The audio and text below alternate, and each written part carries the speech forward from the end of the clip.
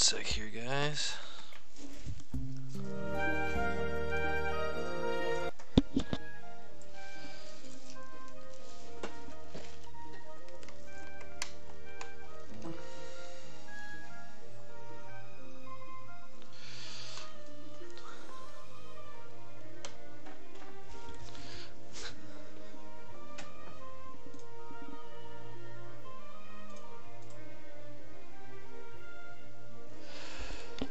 Hey Danny, what's going on, man?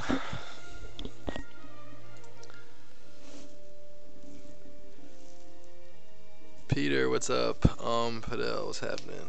Thanks for stopping by, Danny. How's it going? Looks like my camera's not sending any info. That's good.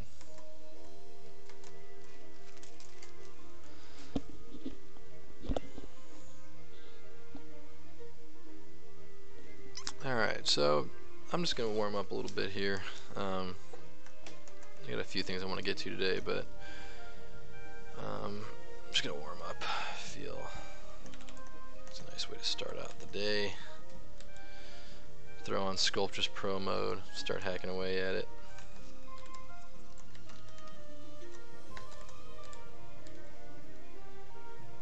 Is clay tubes not? Get out of here. Oh, I know why. You can't have backface masking on for Sculpt Pro. My default clay tubes brush and clay brush is all backface masking on. So let me turn those off. There we go. Sculpt Pro is the 2018 dynamic resolution thing. It's been covered on this channel, covered on YouTube, covered in the Pixelogic official docs en masse, so you guys should be aware of it. But as you can see, it's dynamic resolution. Really lets you kind of mess around and do a lot of cool stuff there. You're about to open ZBrush, but I'll watch the stream instead. Well, if I were you, I'd open ZBrush because it's a lot more fun to sculpt than watch sculpting.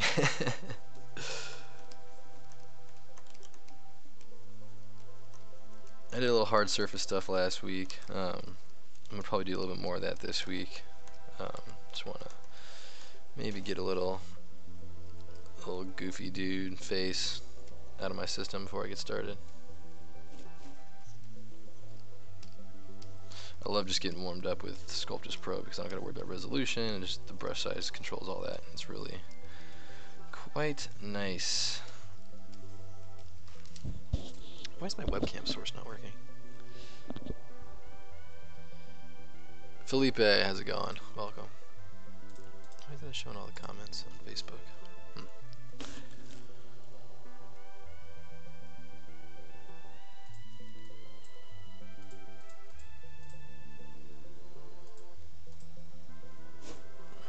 Configure video. Sorry guys, I just want to see how his webcam's not behaving. Oh, there we go. Boop. Boop. What's that? Alright. There we go. Hello. Yeah, Danny, I have used Fusion and it's amazing. It's not a subscription-based software that I feel is you know, worth our company's investment at the moment. Like, it just doesn't. It'd be if we paid for it subscription-wise, it only would be because I love it, and not because we're using it enough to warrant its monthly subscription. It's kind of a bummer. I mean, the software itself, you know, I don't know how frequently it's updated. I find it to be kind of a bummer that it's subscription-based. You know, I feel like if you're going to be subscription-based, you need to be so frequently updated to justify it. Substance does a pretty good job of updating their software regularly, but even then, it's like, I don't know, this whole subscription-based model just means I'm going to be paying thousands of more dollars than the software is probably worth, in my opinion.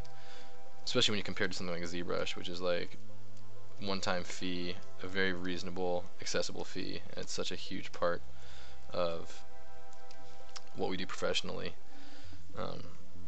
You know, I think at this point I've spent so much more money on Photoshop and Maya and other Autodesk software than I would have in years past.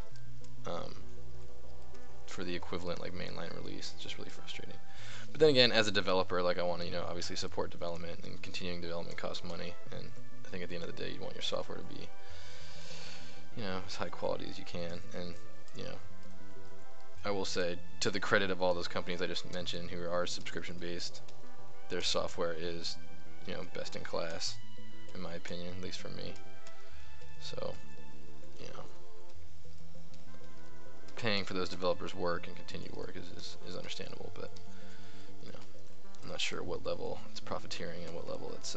I mean, ZBrush is pretty regularly updated, and they seem to be doing just fine. Pixelogic, you know. Yeah, and the thing I love about Fusion, Danny, is I like how it's like non-destructive, because I think when I'm doing hard surface, my main drawback, I think the thing that slows me down the most, is how much I sit there and you know, during the design phase, I'm concerned about, do I bevel this yet or not, or do I hold off on the bevel until I find out more of the shape language? And you know, when I'm doing that stuff, it becomes really easy to second guess myself and get bogged down in being non-destructive in the modeling package. Whereas with Fusion, when you do like the whole like stack of operators, it's really cool how you can just like come back to it and tweak things after the design kind of fleshes out. Because I'm all about like trying to find the design as I'm doing it, which is, you know, can very often cost me more time than if I would have just worked it out on paper ahead of time. Iki, you work within Triangle because it is for games. This is Sculptress Pro, which is a new feature of 2018, and it's just dynamic resolution. So if your brush size is big, the resolution's big. Your brush size is small, the resolution's small. So you can really, it's exciting because you can work really freeform. And you know, I'm just working out a little, you know, skull. Maybe this will be like a kind of like a tiki head on a spear or something like that. I'm not sure, but I like to warm up a little bit with you know, faces or animal shapes or something like that, just to kind of get the juices flowing a little bit this morning, even though I know it's afternoon. It's morning for me. I was up late last night working. Using any references? No, I am not, Peter. No references. Occasionally I do. Depends on the subject matter. But this is just a little sketch, and hopefully I can place the landmarks of the face correctly and get the fat deposits and structure right. I hope.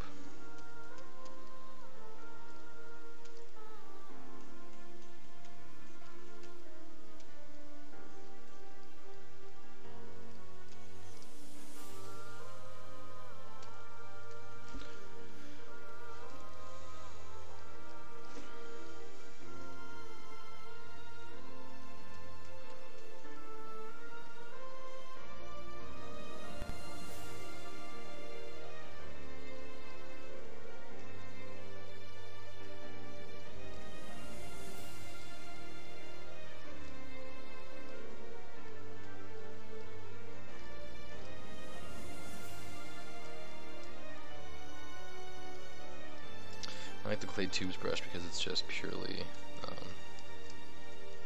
it's such a bulky way to build forms.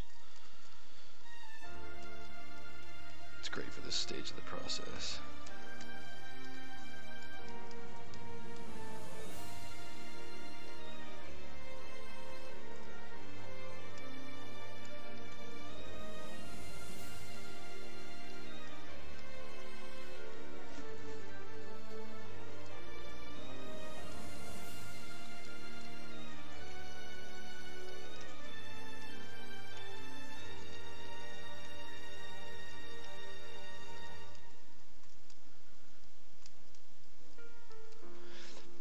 Do I have any tutorials? I do not. Oh, you know what? That's not true. I made one for the beta test. I should put it up on the internet or somewhere. I think I put it on the ZBrush, the Pixelogic beta, 4R8 beta. See if I can find that.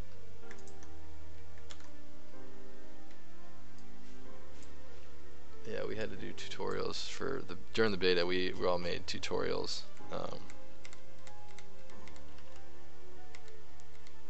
I think it's the only one I ever actually put together.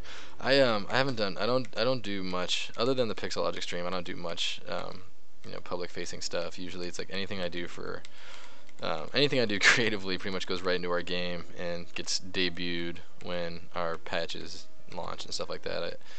I don't do a ton of promotion by means of streaming and process sharing and all that. Only because I think that the returns are kind of diminishing in terms of like selling copies of Disc Jam. I don't know how much how many games get moved by that. I'm not sure it's a great use of my time at the moment, but I'd like to, just for my own personal. I love these, by the way. These are really cool. The pen holder things, 3D prints, are so awesome. I really want to make myself one. I saw a really cool one that someone did. It was Caesar with all the like it's like a pen holder 3D print, but it was Caesar with the pens go in the back, so it was like all knives. That's pretty cool. I know I have a tutorial on here somewhere. Sorry guys.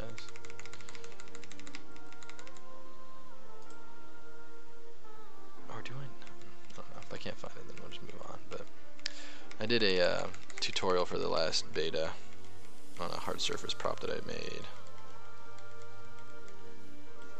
It's gotta be on here somewhere.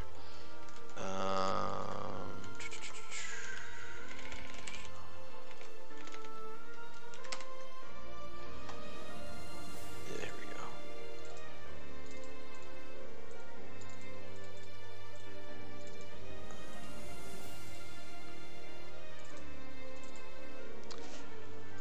Yeah, I mean, it's more for my own. I wanted to find it. Yeah, so I did this tutorial for the 4R8 thing. Talked a little bit about the concept, doing the blackout. I know it's on the internet somewhere. I just don't know where on the internet it is. And did some methods that were unique to the Boolean system, and when they did the R8 release. I really loved adding the print tool. Print tool made things pretty fun. And then the whole thing was like this, you press the button and it like electrically charges the blade. This is supposed to be like a game weapon. Yeah, that's the only one I've done.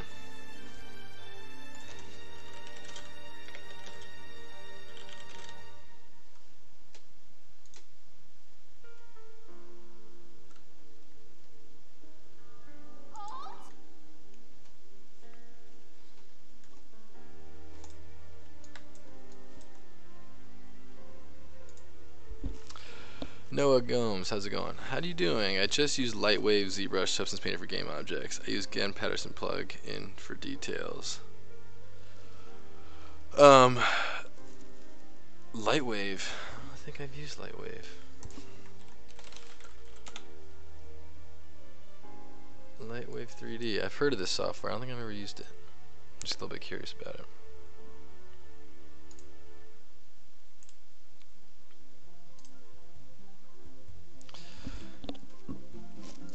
Substance is great. Love ZBrush, love Substance.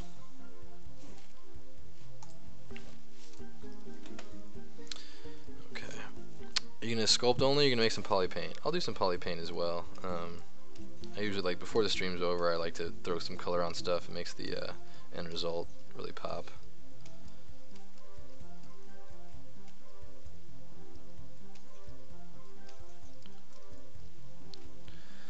So when it comes time to add shapes, I usually just duplicate it off, go to the primitive thing, and just polysphere it.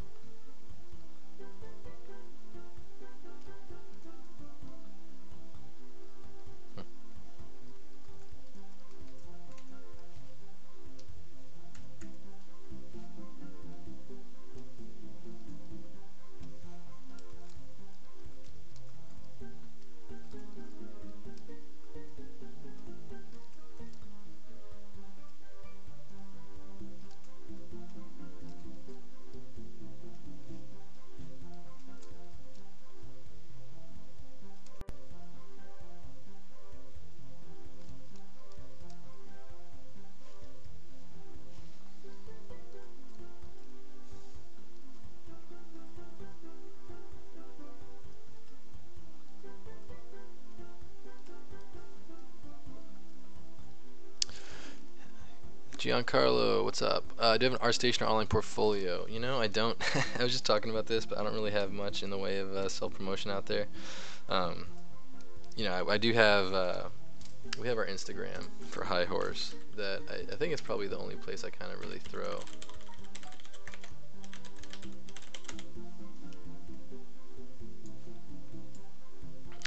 Usually when I finish work, I mean not usually, clearly it's not very updated, but most of the stuff these are all kind of built with hard surface in ZBrush, and usually when I finish something up, I'll throw it in here. I keep saying usually, not usually at all. As you can see, it's not very updated. Doing the social stuff hasn't been a huge priority for us, but you know, we market our stuff on like Twitter and things like that, but in terms of just showing art assets, we don't do it as much as we should. We're only a two-man company, so our time is very limited, and we don't get to do as much stuff as I'd like to in terms of social and marketing, self-promotion, all that. Usually we're just heads down on development and doing promotion kind of the old-fashioned way.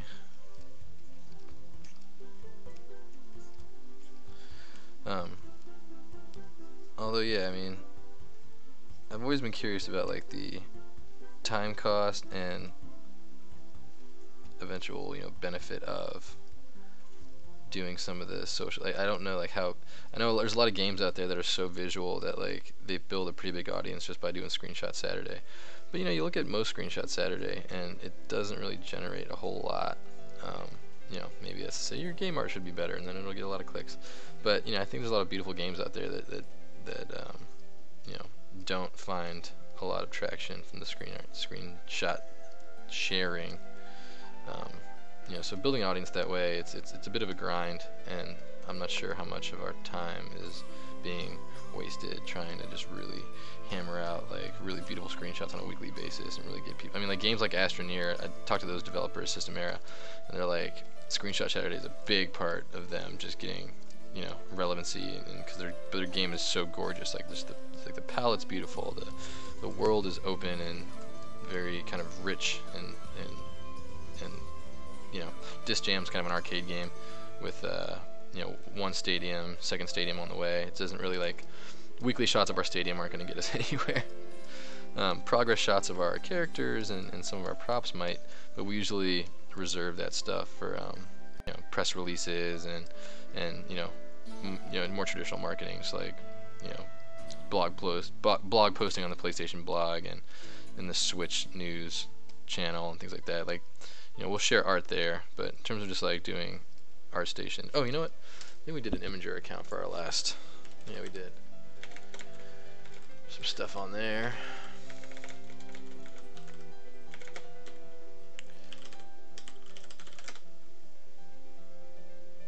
I forgot we set this up.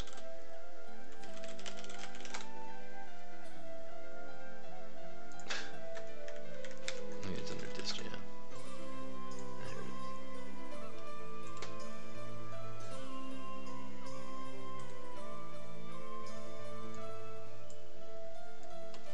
is. And these were all made by me. Like I said, we're only a two-man team, so we do all the art for Disc Jam.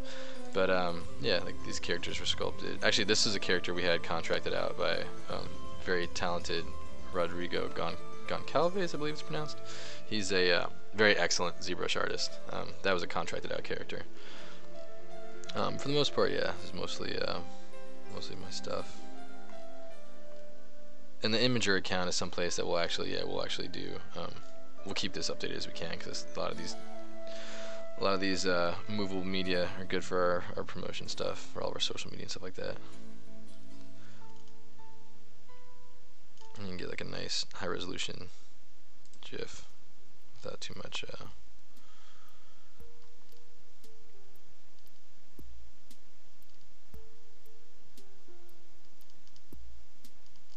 Yeah, so we get that. What is my favorite game? Oh, cool. Thanks, Giancarlo. Appreciate it. I don't know why the comments aren't coming through on this. Facebook's like limiting the comments I can see. It's really bothering me.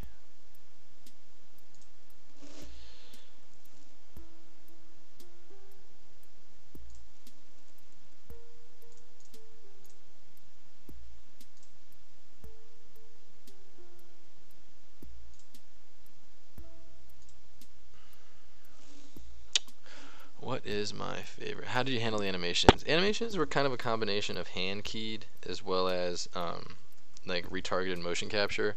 Like I went to like a motion capture library and grabbed a bunch of stuff that fit what we were doing. Things like slides, some kind of, you know, axe swings and things like that, because I could then repurpose the axe swing to be kind of like a throw and like kind of, you know, get an idea of that kind of heavy weight and timing. So I find a good animation that I like.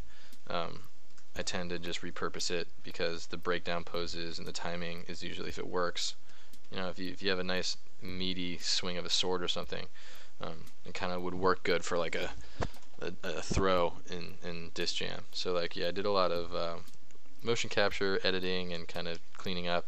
But then we did a lot of animation that was just straight up hand keyed. You know, there's a lot of animation that's kind of silly and didn't really have any reference for it, but yeah, became a much better animator over the course of developing this game. I hadn't really ever practiced any animation before in my past, so it was fun to try and sharpen that tool, my toolbox. Yeah, I actually got a lot better at animating this project.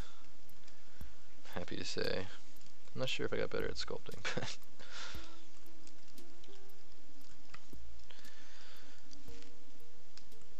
duplicate that off.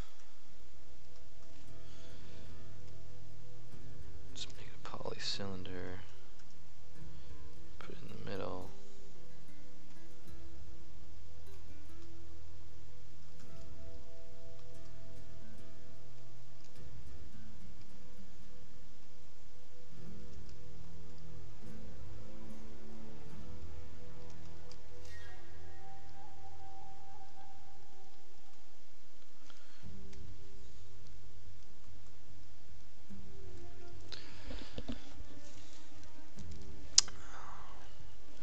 I owned ZBrush and ZBrush Summit last year. Haven't really used it. I feel like I need to get online and start using it more. Yeah, the thing I would say to that wipeout is, you know, it's tough to get started at first because there's just so much you can do in it. You know, even like today, like I got a few things I want to work on, but they're all kind of like in middling places, and I want to make sure it's like not a dull stream for you guys. So I'm not quite sure what I'm going to get into today. So when you're in those moments of like, how do I just get myself just sculpt, like just get going on something, and you know, it's half the battle is like defeating the kind of white page, you know, empty blank space is like kind of intimidating to get started on. That's usually half the battle. So like, if you can get through that, you know, you're you know, you'll start working, and then if you start working, you'll start learning, and that's kind of half the fight there. So what I do for that is kind of what I'm doing right now. I just find something random, start sketching, and then before you know it, like, it starts taking a little bit of form.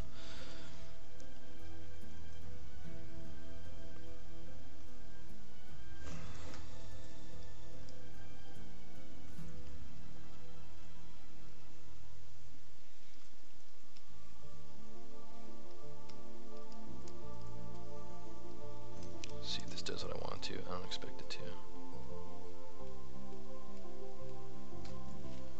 I'm gonna try and pull these through. Yeah, that worked great. Nice. Do the same thing up here. Yeah, I haven't done any dabbing in the animations yet. It's something that I think it's kind of an obvious thing to do.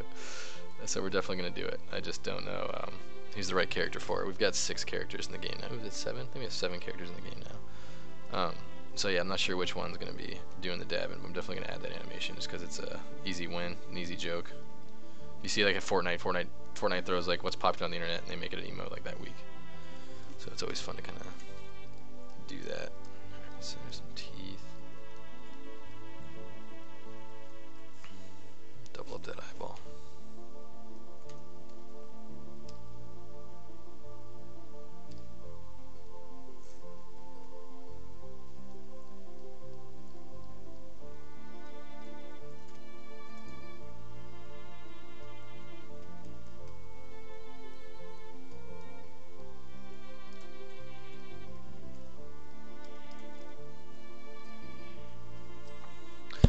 overambitious, started learning ZBrush today. Well, congratulations and welcome to the beginning. And you know, like I was just saying, it can be intimidating at first, but it really just you know, your time spent in the application is increasingly rewarding. And you know, but it's before too long. You're just doing things that are, you know, starting to inspire you. You start inspiring yourself and getting new ideas. And I think my biggest problem with the application right now is that I've got like so many open half-finished things because there's always some new idea that pops in, and I can get it sort of 30% of the way there in almost no time at all. And when that's the case, it's really easy to get distracted, and all of a sudden you're spending a lot of time spinning up new projects instead of doing the polishing and finishing the old ones.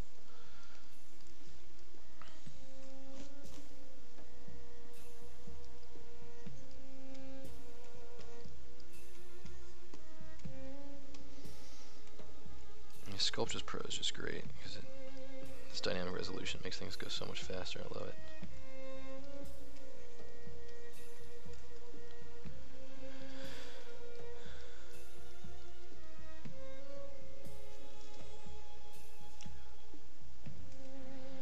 Is Wacom Cintiq 13 would be great with ZBrush and sculpting, or will it be a pain for me? The Cintiq Pro 13 I think has enough resolution that you should be fine. The main thing is that like you want to just have enough resolution that you can, you know, I have a pretty complicated resolution, but this is a 1440 Cintiq, so like my custom UI is kind of just everywhere, and I've got my custom hotkeys set up for all the things I need. Just because I don't like to mess with the menus, I like to be as kind of fluid as possible. So all that being said, you know, the main thing about a 13 is that you know, I think if you can do, I think it has the 4K resolution. If not, it's got 1080. You know, if 1080, if you can get to 1080, that's more than enough resolution to be really effective with ZBrush. My main UI was 1080 for the majority of my career. I just recently upgraded to 1440.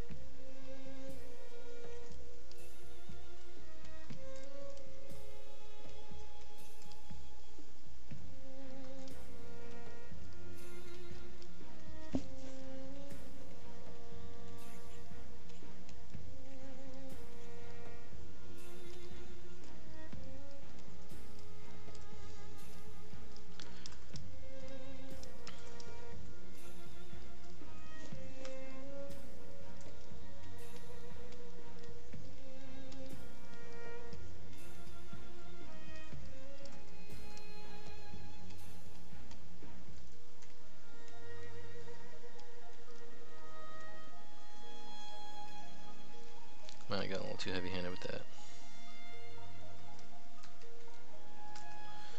Blasted out, blew out all my resolution there on those things.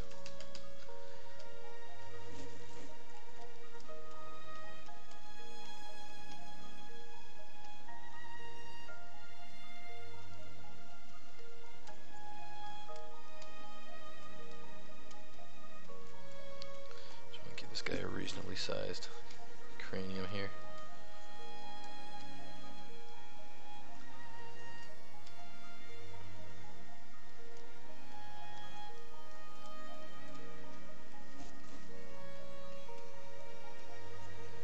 He's a little cartoony though, so he has a bit of a pinhead. It's not a big problem either.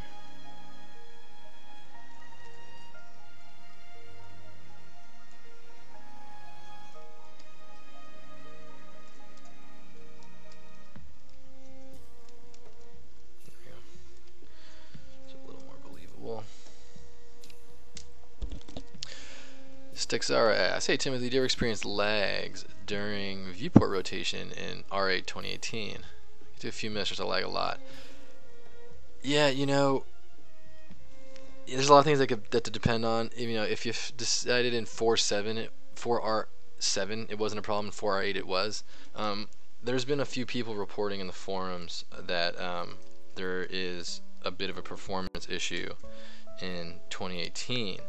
And I have kind of noticed that 2018 seems to run slower for me than 4R8 did. Like 4R8 was seemed to have a little bit better performance than 2018 does. So I have run into that, and I think you know that usually happens for me around 20 million polygons, and now it's kind of happening a little bit earlier than it used to in terms of like earlier by I mean by smaller polygon size. Yeah, and plus I also upgraded, like I said, I upgraded to this 1440 monitor. So when I was at 1080p, I had 2 monitors at 1080p. Now I have 3 monitors at 1440, 1440, 2560 by 1600. So now my machine's just working that much harder, and then ZBrush is working that much harder, and ZBrush is also working at 1440 instead of 1080 as well for its own rendering. So my performance, it's hard to say how much my performance really is a valid test case for anything, because it is kind of over the top, and I have a good graphics card but not like an overwhelmingly powerful graphics card, so I kind of run into issues I think quicker than most. That being said, I have noticed that 4R8 seemed to perform a little bit better for me than 2018 has been, and maybe that's the case with 4R7 as well. I haven't actually gone back that far. But yeah, you very well may be right about that. People have been complaining that there's been performance issues. So, if anything, I trust the people at Pixelogic are aware of it. They're very active. Their development team is very responsive. Anytime an issue's been brought up by myself personally, they address the issue and get it out in the next update. So, hopefully they're looking at it. Hopefully the performance thing is something that they can wrap their heads around. I mean, I know that there is a lot of things in terms of how they render that they do that make this software pretty unique. So I wouldn't be surprised if they were looking at ways to address some of those concerns. Hopefully they can get after. I mean, performance is a tricky thing, especially when you're doing. I mean, like when they first released the app, it was like nothing out there was able to render as many polygons the way ZBrush was. Maya's kind of finally caught up, where Maya can do millions of polygons, but still ZBrush is so much faster for me. This area of the lips is very tricky.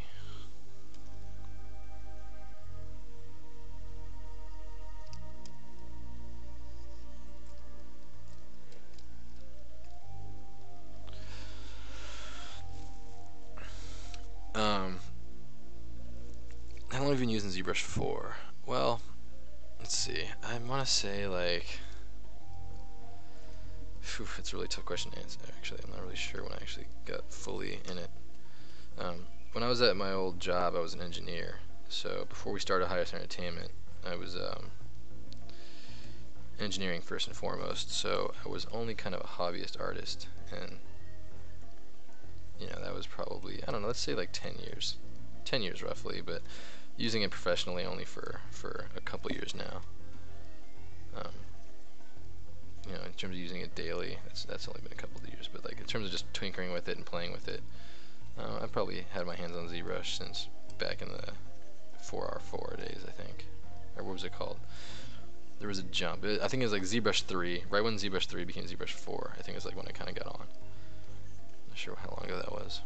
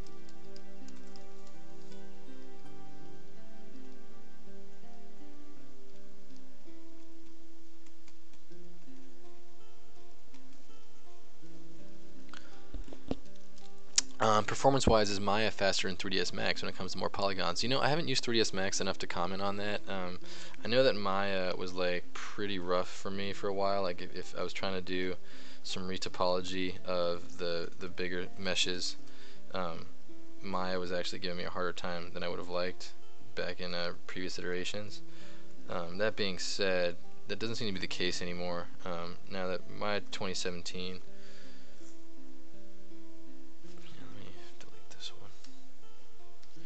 With Maya 2017, I know 2018 is out now as well. In fact, I think 2019 is coming out soon. What is this? Mirror World. So I haven't had. It's actually been doing a much better job of handling the performance. That being Maya. So I'm not really sure what 3ds Max is, to be honest. I know that they're very, even though they're owned by the same company, they're very different packages worked on and developed in different architectures. So.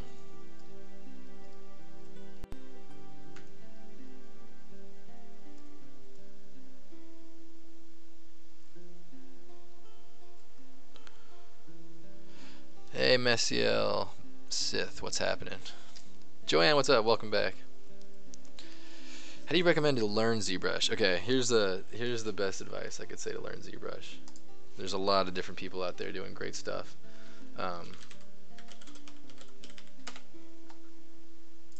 So here's where to start.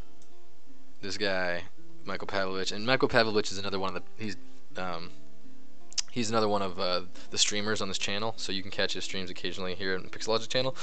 But he also has his own channel. He has his own introductory materials. His intro materials on ZBrush are the best I've ever found.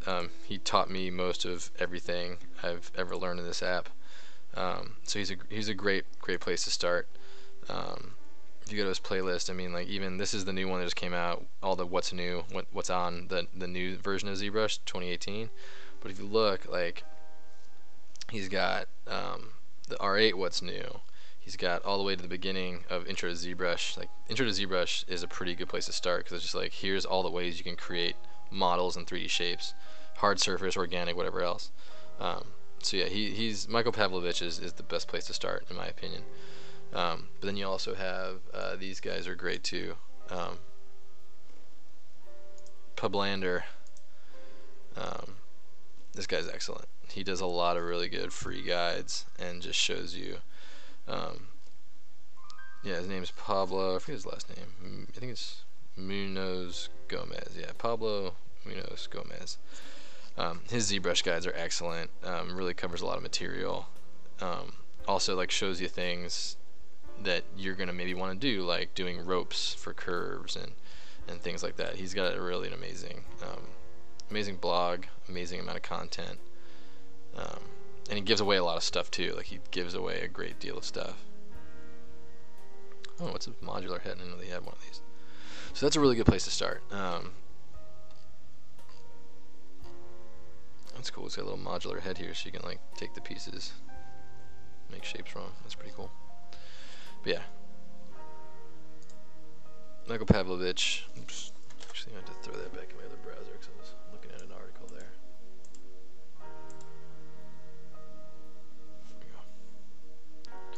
Those are two good places to start. And otherwise, just, follow artists you like, and a lot of the artists, will do process videos. And a really good way to learn, at least that helped me a lot, was I used to watch process videos. I would try to mimic them.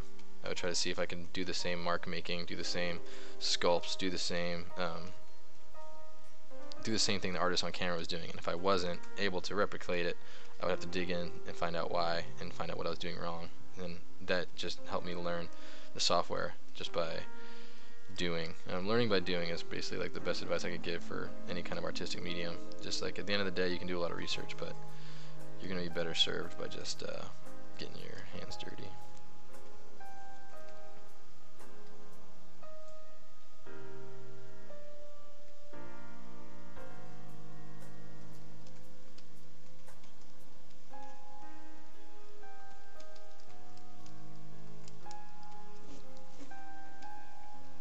Give this guy a big crazy neck.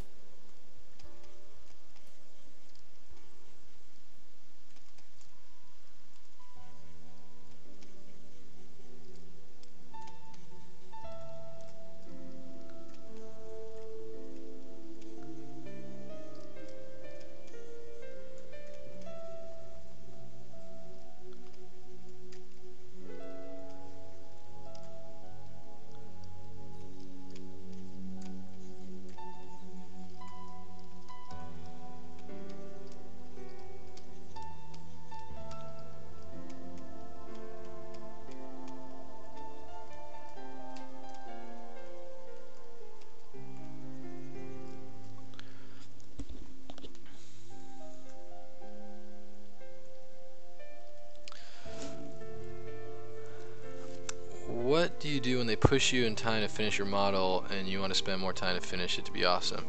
Oh, well, there's never enough time. That's just one thing that I learned early in game development.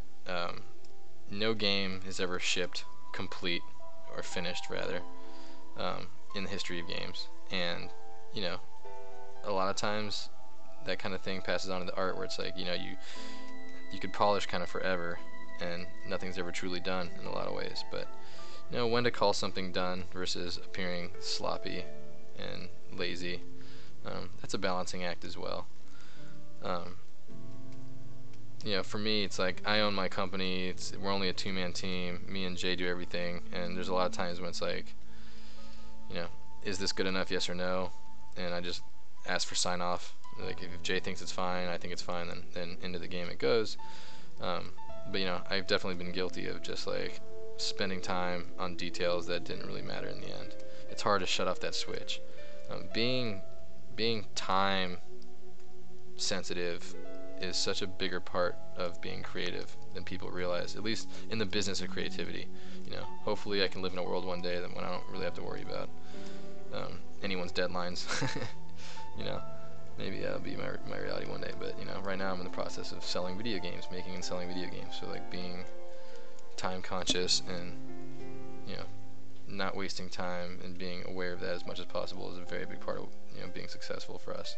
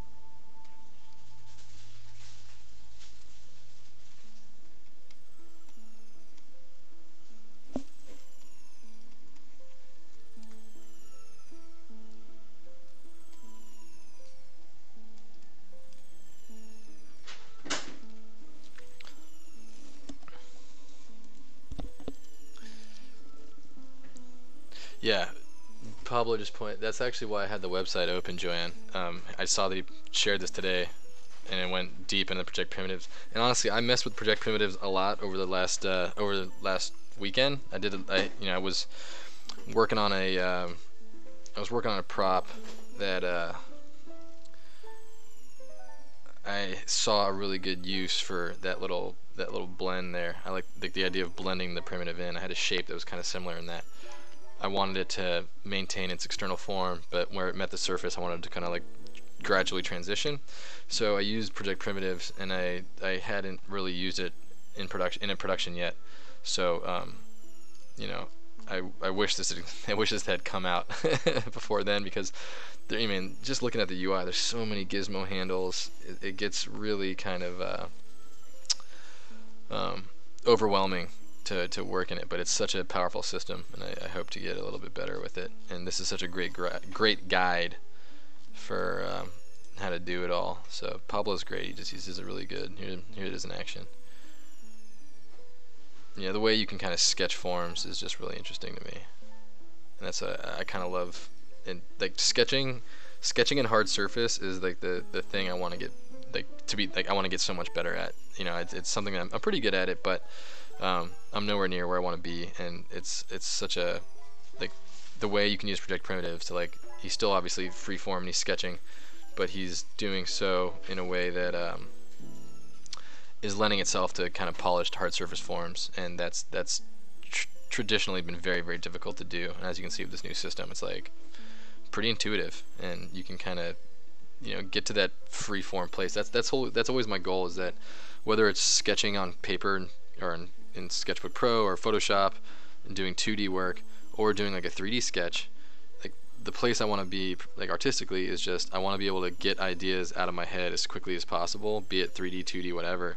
And you know, a lot of times you see artists like Michael Pavlovich do a good job of that, sketching in hard surface with just clay. You know, just like doing purely in clay and getting a nice polished look. Pablo's kind of doing that same kind of thing here with the project primitive system.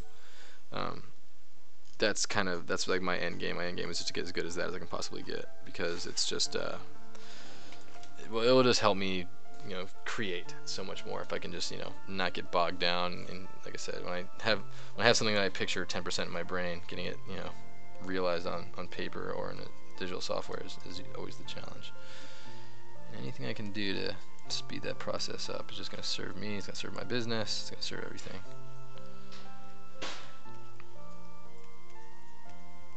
Just get a little fat underneath the chin there.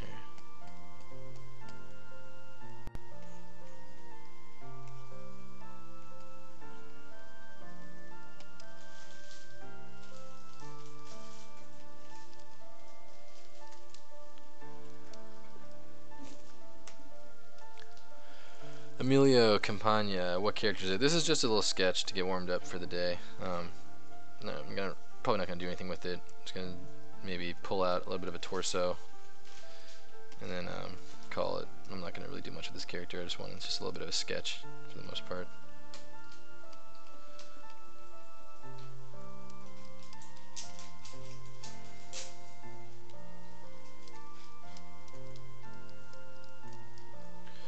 Do a little bust. That'll be that. Haven't done any organic stuff in the Sculptris Pro in a while, and I wanted just to kind of. I do have some hard surface stuff I want to get to today, but I find that when I have production work I have to do, it's best to get a little warmed up first, get the juices flowing. I was working pretty late last night on the project that I want to start working on here today. I just wasn't ready to jump right back into a 90% finished asset, because that's when like a lot of the design questions are in my head still swimming around, and I'm looking for the final pieces to kind of tie it all together. That's not a good time. It doesn't put it this way, it doesn't make for good an entertaining stream.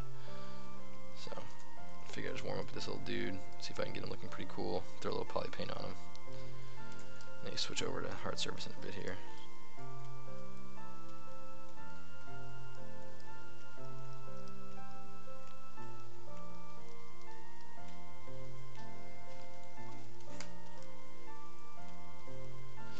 And I just love Sculptris Pro. It's such a good thing for sketching in 3D.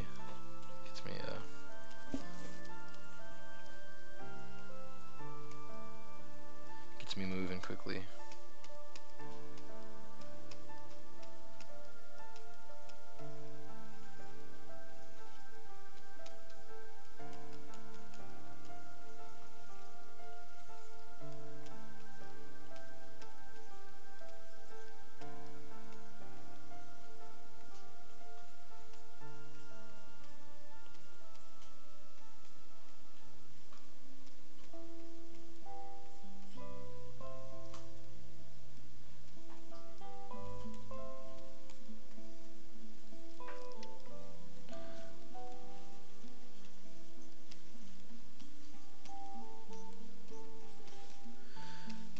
This is all in symmetry still, which is really ugly. You want to break symmetry as soon as possible when you work with organic shapes, but not quite ready for that yet. I'll be breaking symmetry pretty soon.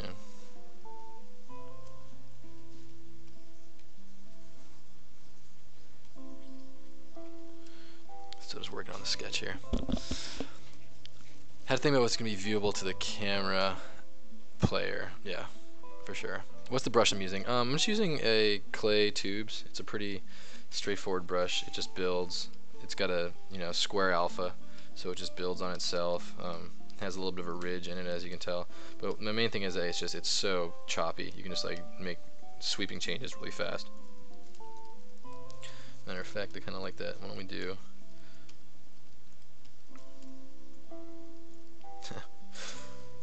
You know what? That's not bad. Why don't we do this? Let's duplicate that. turn it into a polysphere.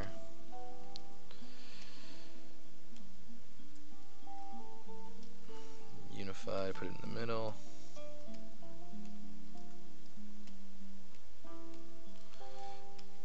And then I'm gonna do this as like a little ball of fire. So this dude is so angry, his head is literally on fire, and is shooting out the back of his skull. Let's get a little illustrative with it. And with Sculptris Pro, actually, you can do a little bit more creative. Do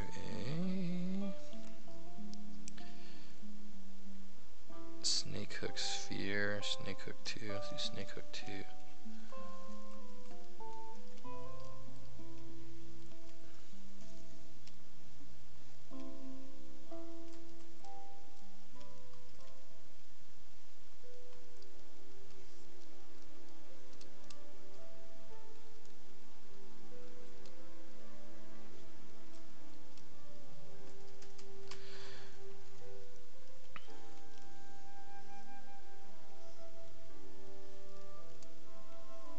It works off the normal of the surface. You got to be careful that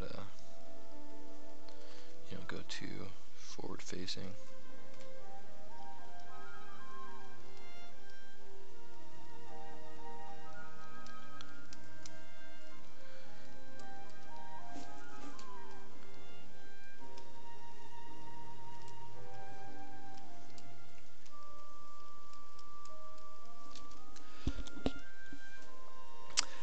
Emilio, well, hi from Ecuador. Welcome, man. Thanks for joining.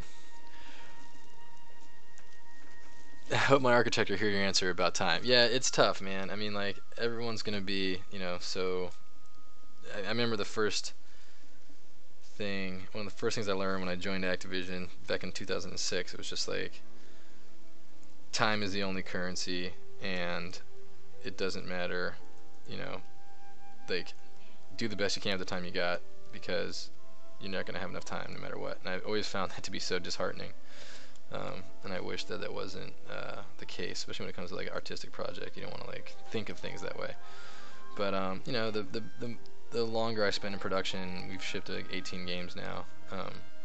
You know, the more you just kind of have to respect that fundamental truth. And you know, this isn't to say that you can't still, you know, you get better at time management, you're going to be a better artist, because it all kind of, they're so related. And you know, maybe one day you get so good at it that the business takes off and you can take your sweet ass time. Can you turn that down, please? But yeah, it's a bummer. But at the same time, it's like you get good at it and all of a sudden you're creating. My whole thing now is that you know, the amount of things I can get done in the shortest amount of time is like the new thing that I bragged to my partner Jay about. It's like now it's like I get something done and it looks good, and I can brag to him about like, hey man, 20 minutes. You know, like that's like the new, it's like it's not about looking cool, it's about looking cool in the shortest amount of time possible. Yeah, and hopefully that changes one day, but when we're a two-man team doing all the stuff we're doing, it's kind of necessary evil. How do you make a low poly from let's see, what surlit Hannibal, I'm not sure what you're asking there. Surlit. Are you gonna make a low poly from the sculpt? Probably not. I'll probably stay high poly.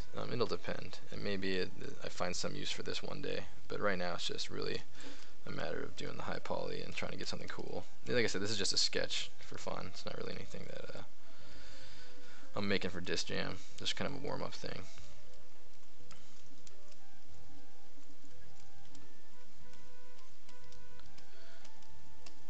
Just doing a little demo of what brush I was using. Kind of decided to break his head off, do a kind of explosion coming out the back.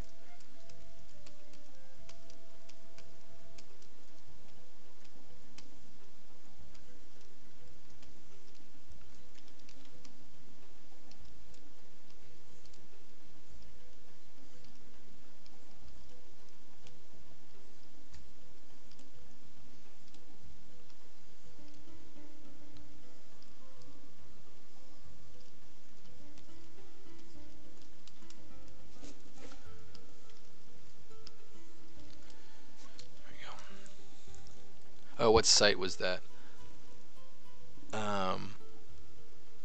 Which site? Sorry. Oh, you're talking about when I was looking at this, Hannibal? This is Pablo Gomez's site, ZBrushGuides.com. He's got a lot of really good material on there.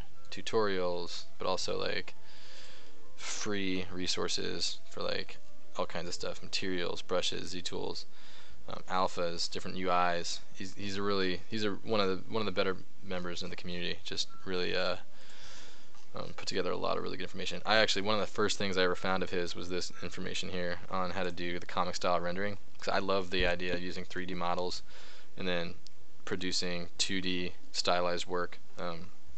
He gives a big shader walkthrough and all that. Really cool stuff. Anybody wants to check that out? Pablander is his forum name on ZBrush Guys. He's a really talented artist.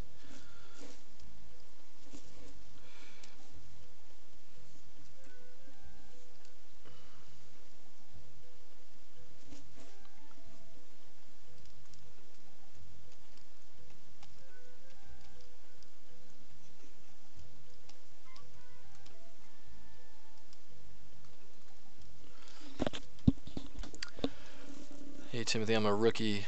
Can you please review my artwork? Sure. Ruzbe says, what games you worked on recently? So our most recent game, this is our company's first game. It's called Disc Jam. And this is the work of just a two-man team, 18 months. It's a pretty simple, straightforward game. All the art was done in-house, except for we contracted a couple of characters out. I think we contracted a little bit of animation as well. But so that's a game we just released called Disc Jam. It's out on PlayStation, PC, and Nintendo Switch. It's a little like air hockey meets Pong, arcade sports game, all online. And then previously, I think we have a prior work section. Here's the work we worked on previously. Both my partner and I were Activision employees for Neversoft and Treyarch. So those are the games we'd worked on previously. And we also we did some consulting and contracting in the interim as we kind of spun off and did High Horse Entertainment. So, yeah, to answer your question, that's stuff we worked on. Alright, let's see this art station here. Dante.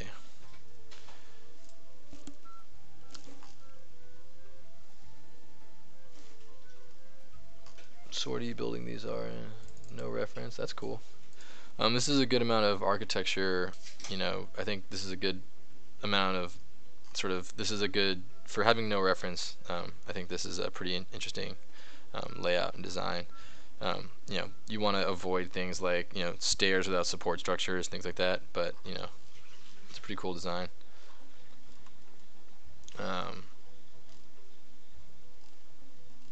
I think there's some stuff here like, did you sculpt that whole head, or is that head from a reference mesh? Like, did you just do the cloth? If you sculpted that whole head, I would highlight that more.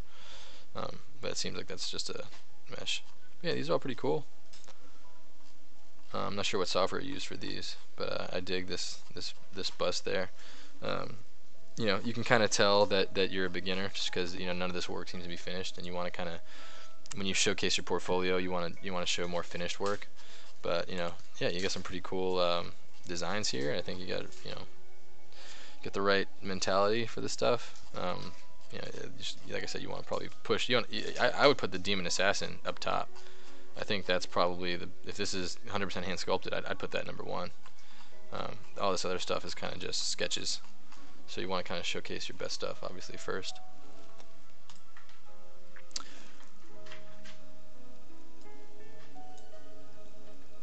Yeah, this is the music's from this video game channel, so it's all video game study music, which I find kind of calms the mind.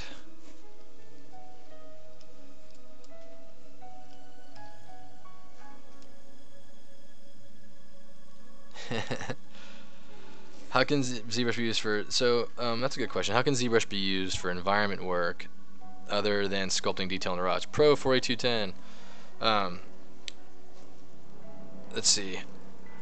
One of the things I like it for is for blocking out. Obviously people use traditional box modeling and like Maya, Max, wherever, Modo.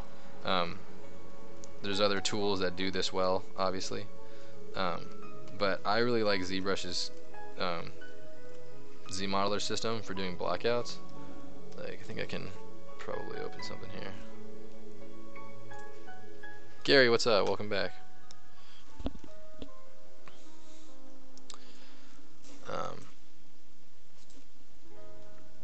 Let's see. Let's go to Cloud Maps Beach details. 8:31, 2:30 p.m. So here's a good example of a just like, I'm not really sure where I'm going with this level yet, but I knew I wanted it to be on the beach with a mountain range in the back. So for environment work, I like built out all the proportions. I built out our bumpers. I did everything I wanted to do, particularly for this environment, just in ZBrush with blockouts. And then like as I'm kind of visual, it's really good for previs. And so when doing environment work, I like to do, I find ZBrush to be a little bit more flexible. And it depends on the asset. It depends on if you're doing it depends on how you want to manipulate the vertices and the faces and the edges. But I find ZBrush helps me kind of sketch ideas out a little bit faster than Maya does. It's a little bit more organic.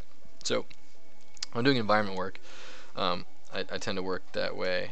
And then also this entire mesh, this is obviously a 3D game resolution mesh, but I built this entire thing in ZBrush and with all the bevel tools in ZModeler. So I find it to have it definitely has its advantages, even though it's the star of the show with ZBrush is that it's such a good organic modeling package. But I do a fair amount of hard surface and environment work in it, even at this early stage, because now it's like doing the previs and doing the design and finding out like how the beach club is going to fit against this sort of field. Those are all things that you want to kind of design and fluidly work out the ins and outs of it as soon as possible. I know this is going to be a little shrubbery line. There's going to be like a little monument here with international flags and the wind and the ocean in the background. These are all things that you work out early, you get the proportion right, and then it helps you down the line work a lot faster. And I'm doing good, Gary. I've been really busy lately, so I haven't been able to do as much of the channel sculpts as I would have liked. So happy to be getting back and hopefully getting some more stuff done. Should be going the next few weeks here. I should be on stream. But I had to leave town for a couple weeks and just been really busy.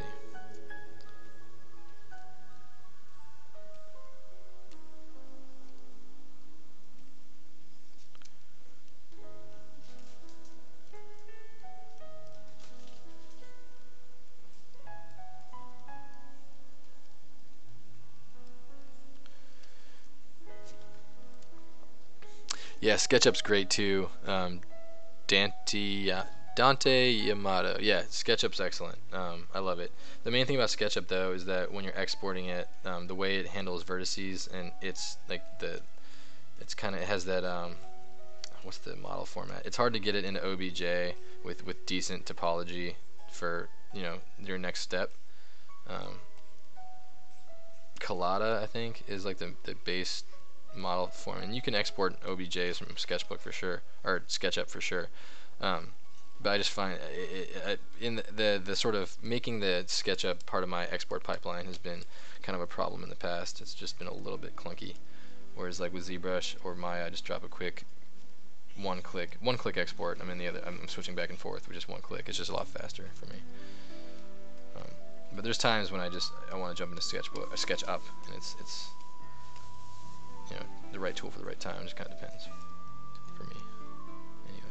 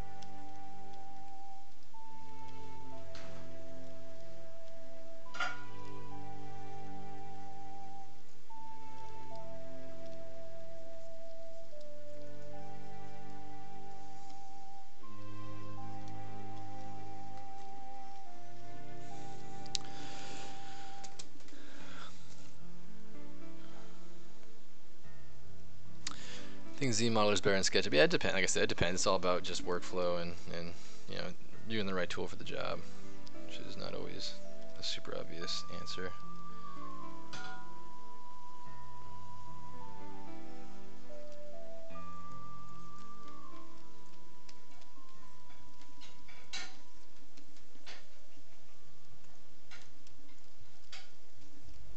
Oops.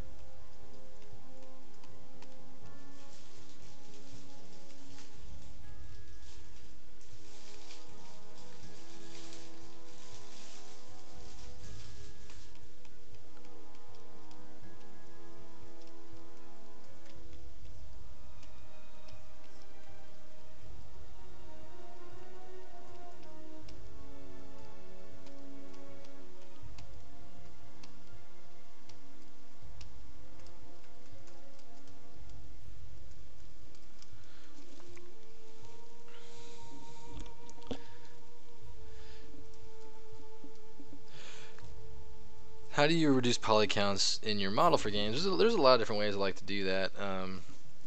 You know, a lot of times I'll just do a quick, like here's a good example. Here's like we're gonna make a disc that has this shape here, right? So a big thing I'll do is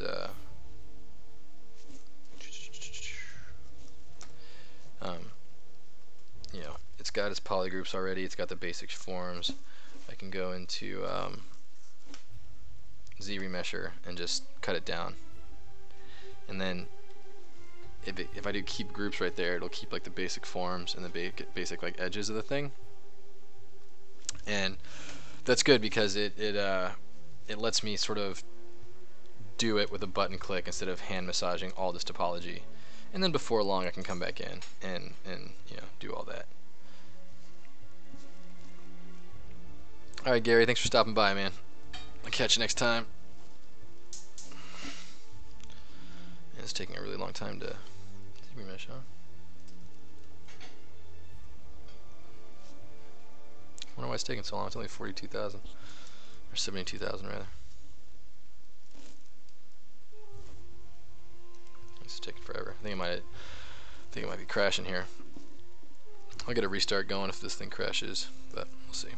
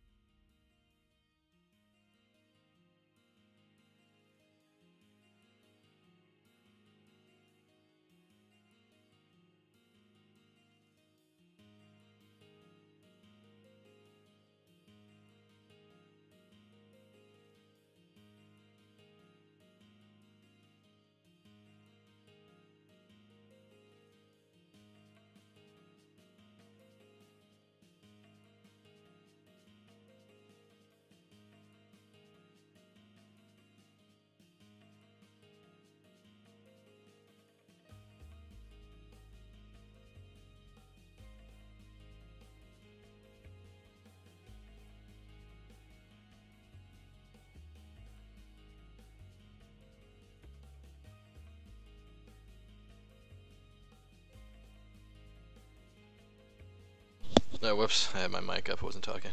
Alright, Iki, thanks for stopping by. See you next time. So I was just talking briefly there about reducing poly counts, and using the topology brush is a really good way to build low resolution topology on top of a high resolution model.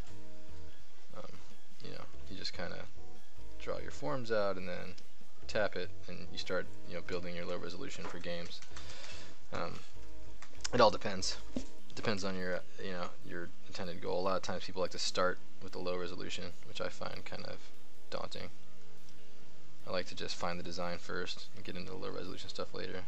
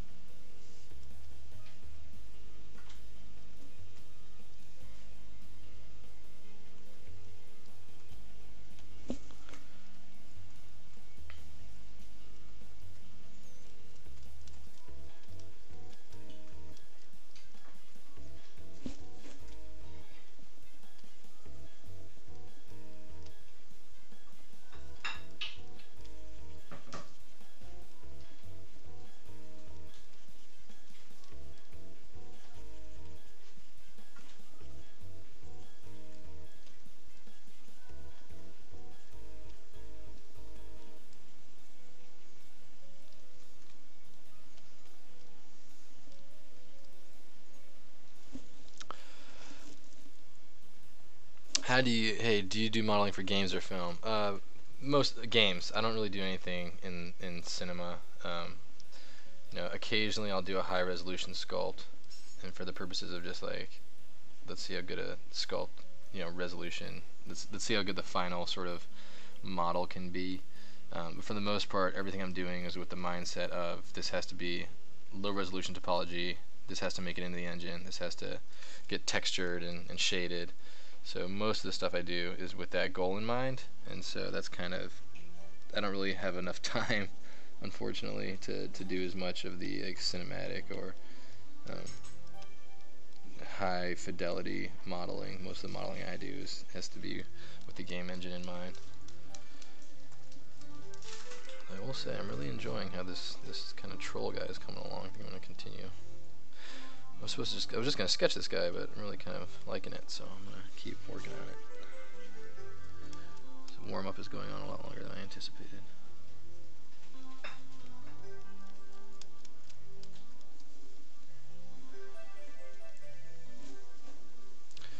Here's a good time to do project primitive, because I want to put, it doesn't work with symmetry. Give me a break. Really? No, you can do it symmetry in the project primitive. Okay, so let's do project primitive because it's great. This is the new feature we were talking about a moment ago. And as you can see, I've got this circle now that's just can be added to my mesh.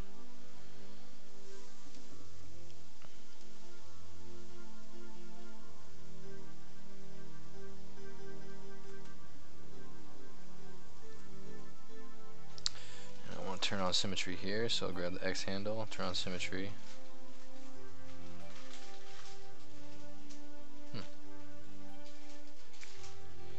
Looks like it's not centered, so let's center it.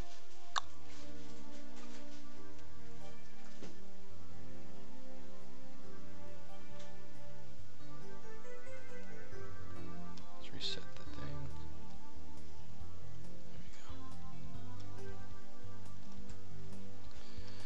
Yeah, and like, you've got a lot of options here. I just wanted to grab a sphere so that I could start building out some shoulders. But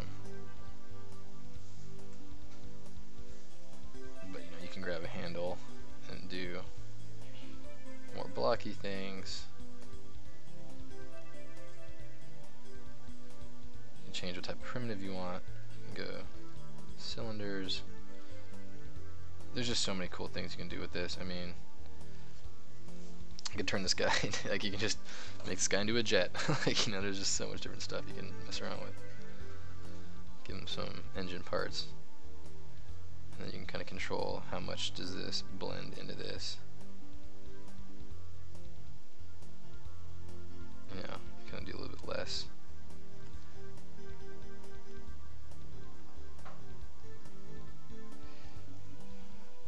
And then click accept. Do another one, but make it smaller. the opacity full again.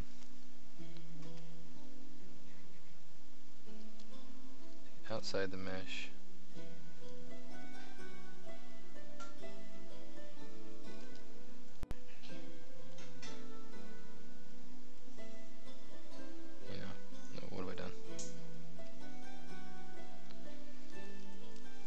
There's just so much stuff you can do with it. I mean, I'm just messing around, you know, like maybe this guy's a cyborg guy and he's got little bolts into his neck. You know what I mean? Like, how long do I spend on a sculpture? Iki asks. It depends. Again, like you know, I could do this for 13 hours and just and constantly add more and more detail. Basically, a lot of times I just I get the basic design down, and then I start. Once the design is down, I'll start digging into like the low resolution topology and start building out like the game specific stuff for video games. And the engine ready mesh. So that, I mean, how long I spend on a sculpture depends so much on the complexity. If I want to do a full finished character for a game, including materials and everything else, that usually goes about, you know, maybe like 3 weeks from like nothing to finished in game. But it's also gone, you know, I could get that to go a little bit faster at times. I can get that to go a lot slower at times. It really just depends so much. Oops,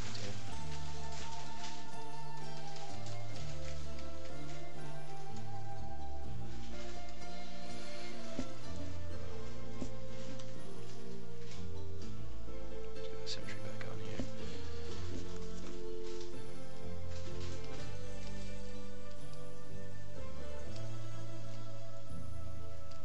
Ooh, a little bit down there. Careful. Careful now.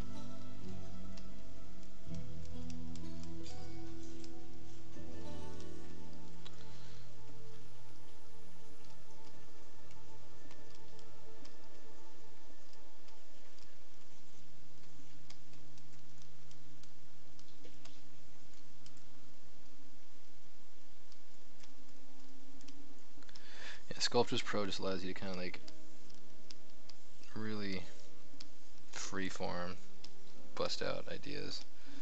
It's really kind of fun how I don't really care about the resolution. It's such a different process. I love it.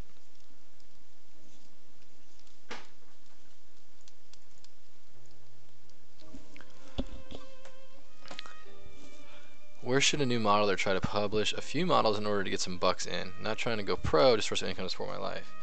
Well, that's a tricky one. The VBR, it's a good question, because like if you've got enough skill that someone would pay you for your work in the first place, you know, I guess you're asking how do you find clients. So presuming you have enough talent that, you know, clients would necessarily be out, like presuming you have enough talent that clients would want to purchase your work, and you're not trying to be a full-fledged professional, I don't know that you can just do halfway on that. You know, I guess I don't know anybody that would want to pay money for a model that didn't want somebody who would be in their production line. Meaning, I don't know that you're going to sell models a la carte. Although you can go to places like, here's actually, I take that back. If you want to just see if you can find some income, you can do a couple things. One is you could start submitting work to TurboSquid or places like this. You know, 3D Maker bots or whatever. What the hell's that thing called? Not MakerBot. print 3D printing online. I think that's start there. You can do things on places like what's it called? 3D hubs. Yeah, here we go. If you want to just sort of like set up a little revenue stream for yourself, you can submit models to this, and I know they have like revenue sharing for people who like want to submit models and then sell them there. For people like if you want to do like a really cool statue bust, but you don't want to be a professional modeler, but you want to put together a bust that you think's cool enough that people would actually want to buy. You can go to these 3D printing stores and sell your models there.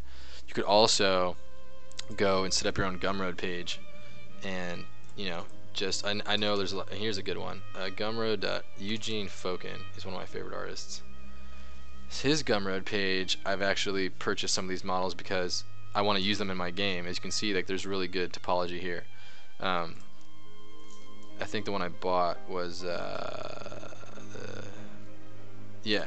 So this is a really good mesh, and for 55 bucks, it's got a gorgeous sculpt. The face is beautiful, and the low resolution topology such that I can animate it right now. So I've purchased this product because it's just for $55. I've got a brand new character that I can just slap into our game. I'm gonna put a different costume on her, and then off she goes in the game. So like setting up your own Gumroad and doing models that people would find useful is a really good way to kind of like set up a revenue stream, and you don't have to like become a professional modeler. But I mean, he's selling just busts. He's selling base meshes that you can then work off of. So you can do something like that as well. That's another way to maybe generate some revenue for yourself. Hopefully that's helpful.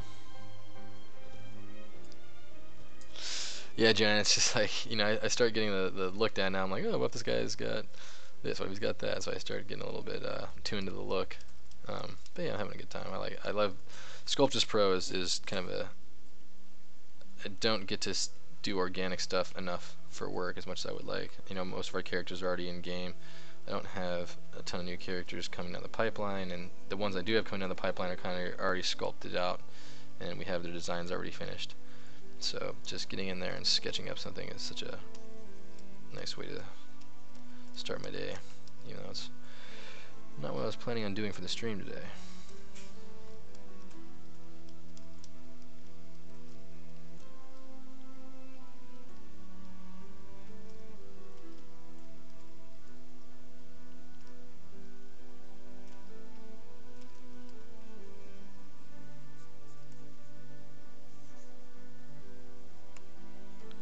These planes of the lip are tricky.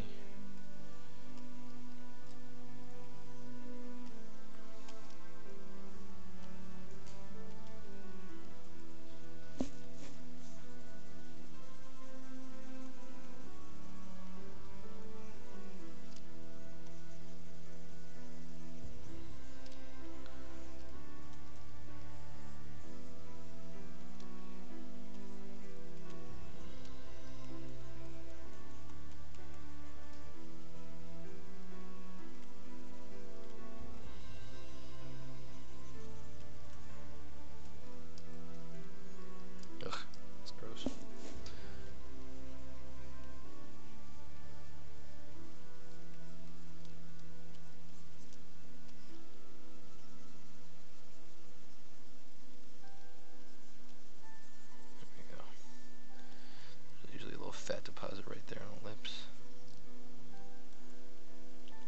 A bit of a taper right here.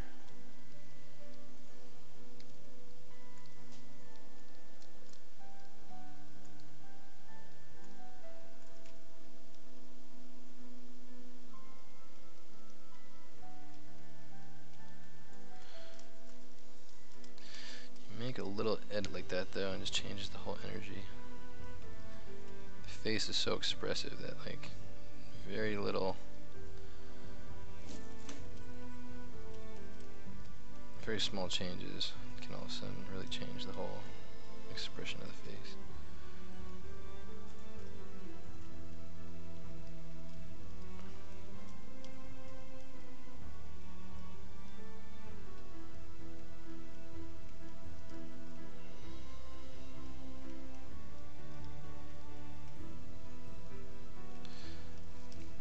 That's the kind of thing too. You probably don't want to be symmetrical anyway.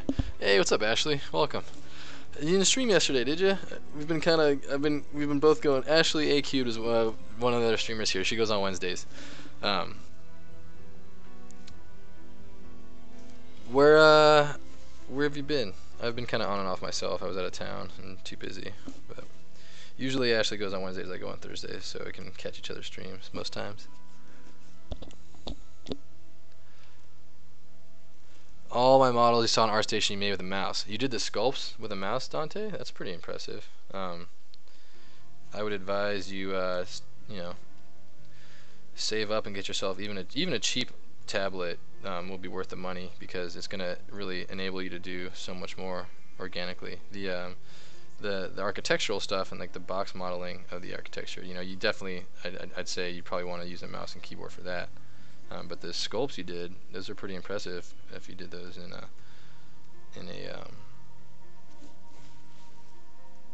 the mouse.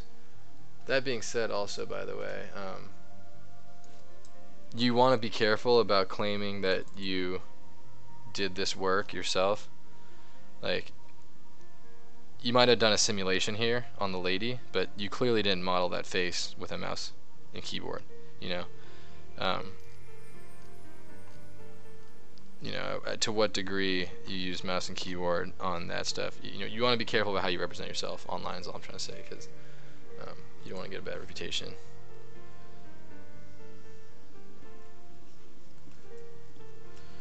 You know, if you ever take someone else's design and do a concept of it, you know, people are usually excited just that someone else is doing a 3D realization of their concept, but you always got to give credit. Always make sure you give credit. You know, there's a lot of reference and inspiration out there, but you know, the one thing you never ever want to do is ever take someone else's design without crediting them. And again, like I said, if most people are just excited that, oh, like I did this really cool drawing and this 3D artist did a sculpt of it, and then they'll usually share it with their audience, and you can get a bit of a publicity for yourself. But yeah, I mean, the last thing you ever want to do is be caught like, oh, I made this model, and then you find out someone else's 2D image inspired it, and you didn't properly credit the original artist, because that's something that's very rampant in this business. I mean, especially when it's like small artists, you know, up and coming artists. But like when you see like big companies doing that all the time. Yeah, I feel like it's every week I see someone on Instagram saying, oh hey, like, you know, Meineke or some like giant corporation used one of my images for like one of their tire ads and didn't credit me. Like that happens all the time. Big companies do it all the time. So definitely don't want to be one of the independent guys getting caught doing that kind of thing. Not saying that you are. I'm just saying that, like, since you asked me about starting out, that's one of the things that you really want to. It's a good way to practice too. A good way to practice is, you know, if you're struggling with the design and what you want something to be, a good way to practice is to, you know, find a good 2D artist you really like and take some of the work they've done and do interpretations of it. It's a really good way to kind of get your feet wet and start, you know, doing work that is really high level concept without having to rely on yourself to come up with the whole design and everything, because that can get really daunting, I guess the word is.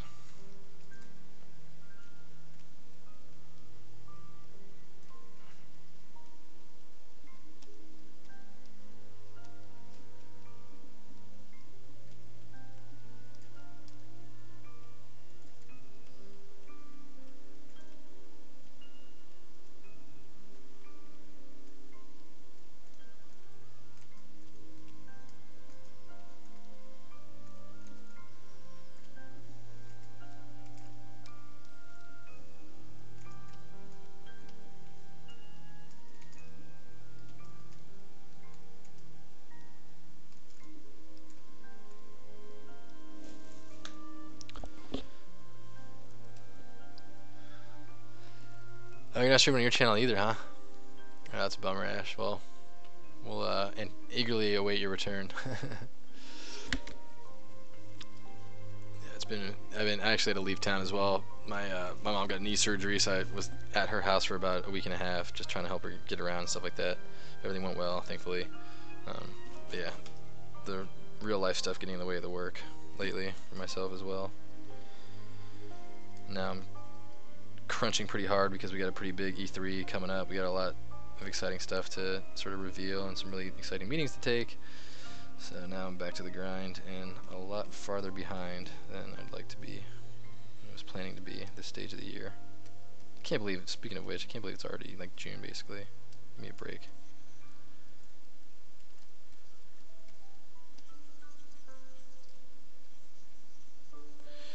As you can see, I'm starting to kind of chug a little bit, so I think it's Sculpt Pro is starting to choke a little bit. I think right around 200,000 polygons is where I usually start feeling the burn, especially when I'm streaming.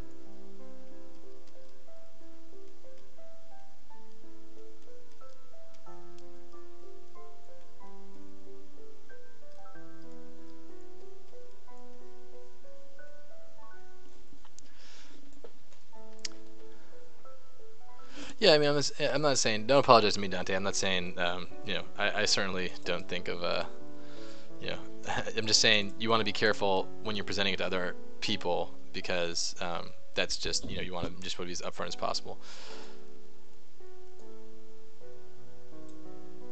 You sent a request to YouTube for taking down someone's channel because they stole your design. Yeah, Pro, it's just such a common thing, man. It's so frustrating. Yeah, and Ashley, I mean, you produce so much good stuff. Like Ashley does like a new awesome creature every single stream. Like it doesn't surprise me at all that someone's like, oh, I'm gonna do a creature just like this. I mean, that's just, yeah, that makes absolutely. I mean, that's just so unfortunately such a not a surprise.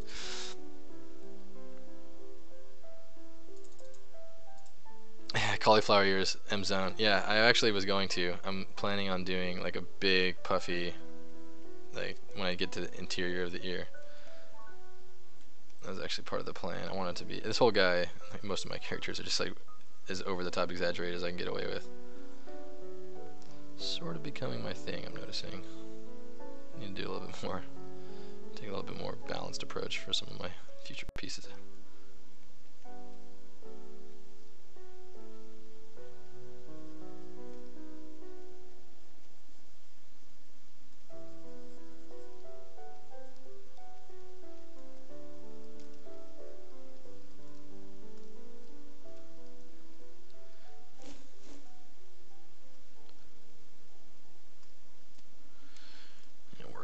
This plane's a little bit off.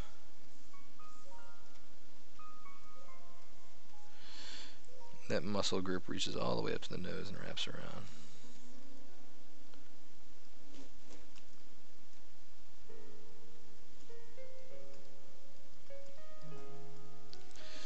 So let me do this. I'm going to chop his head off.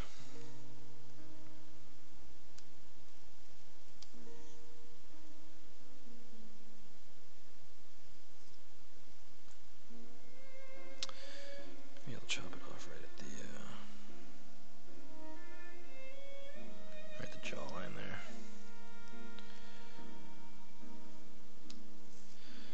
Maybe if I work on smaller bits of the thing, it'll be okay. Yeah, it's much faster now. Yeah, Sculpt Pro starts to chug for me right around a couple 100,000, so I'll just keep that in mind as I'm splitting them off.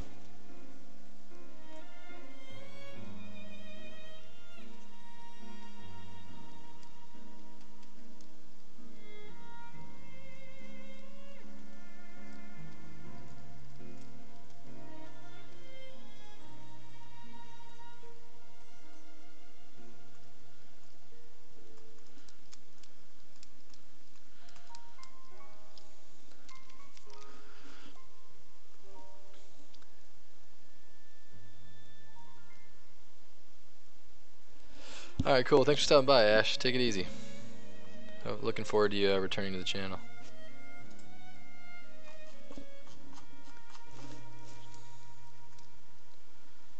And you guys, if anybody's not AQ'd right there, if anyone hasn't seen her stuff, she's great. She's got her own channel, but she also streams here quite regularly. They've also added some new artists recently. I don't have their names in front of me, but I'm sure it's on the ZBrush Live website. There's some really great artists that just joined the channel as well. So Pixelogic's doing a really good job just bringing a lot of different content. Can't tell you how much I would have given for this stuff to all exist when I was like just starting out.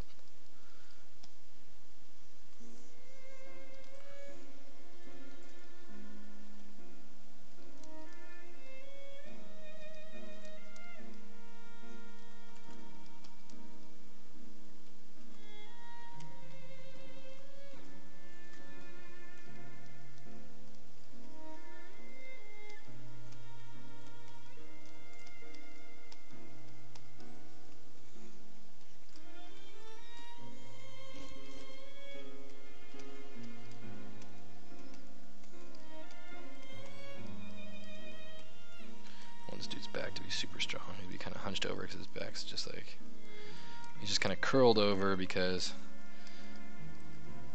his torso is just so beefy and his hips will be kind of smaller.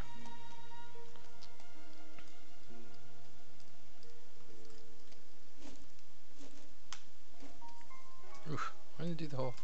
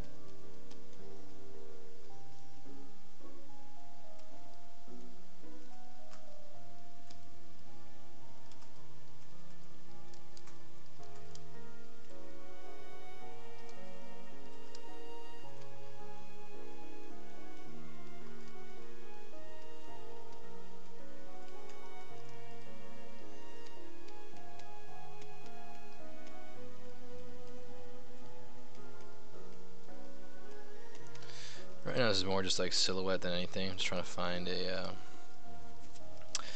decent pose for the guy. Not pose, but just like balanced sort of. Turn on flat shader here. He's got to presumably be able to sort of stand, right?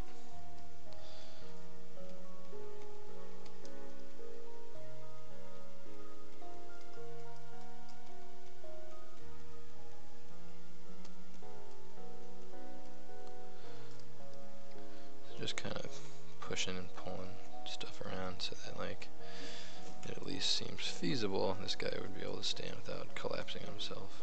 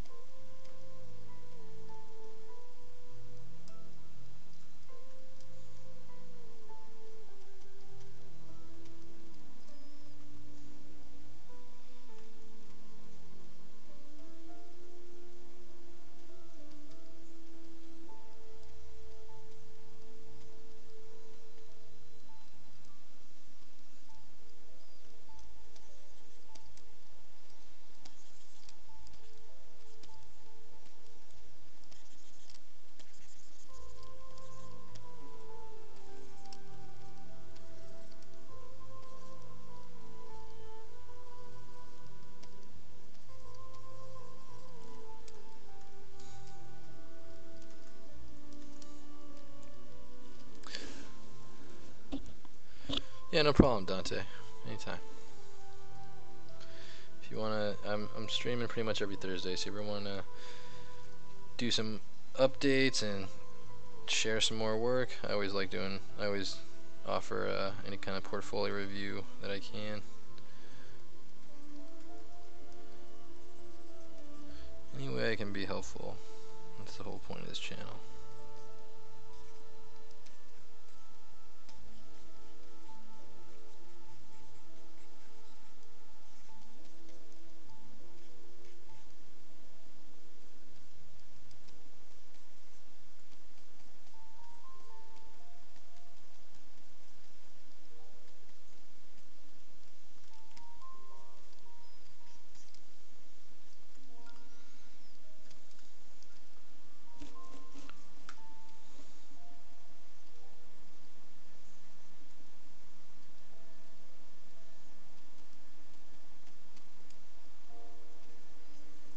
Abs are another thing. You never want to really do abs in symmetry.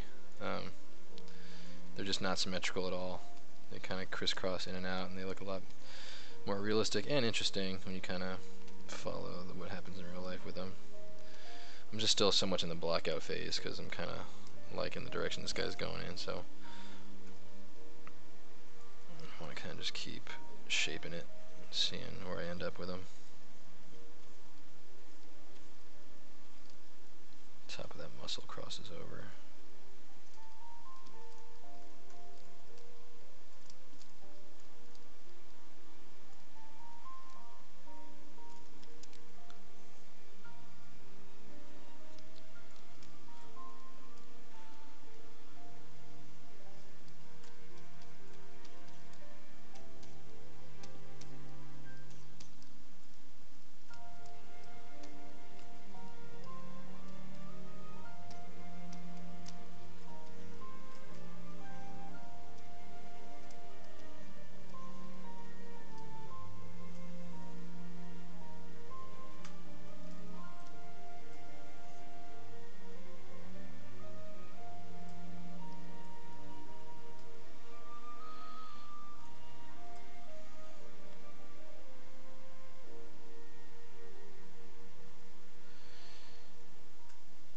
If you hold shift, get a nice straight line, get to 0, and let go. It'll keep you, let you sculpt with a straight line.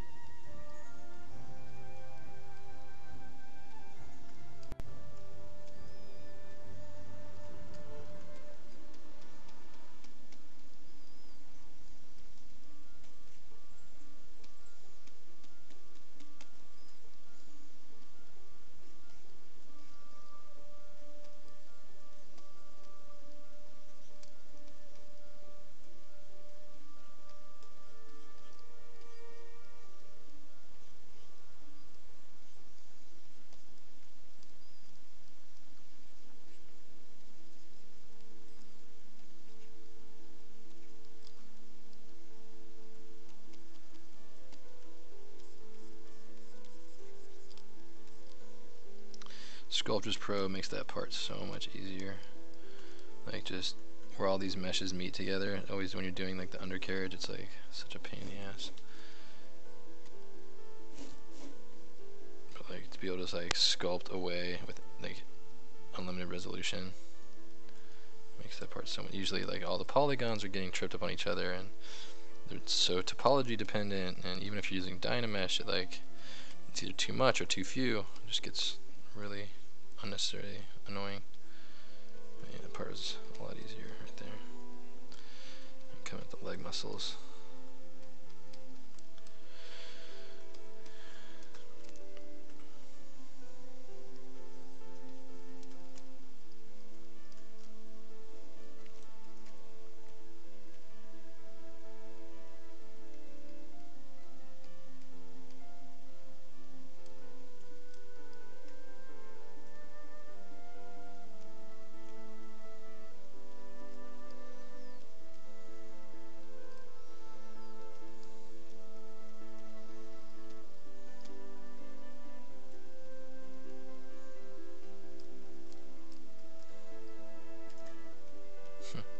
They don't quite look like feet yet, but they will.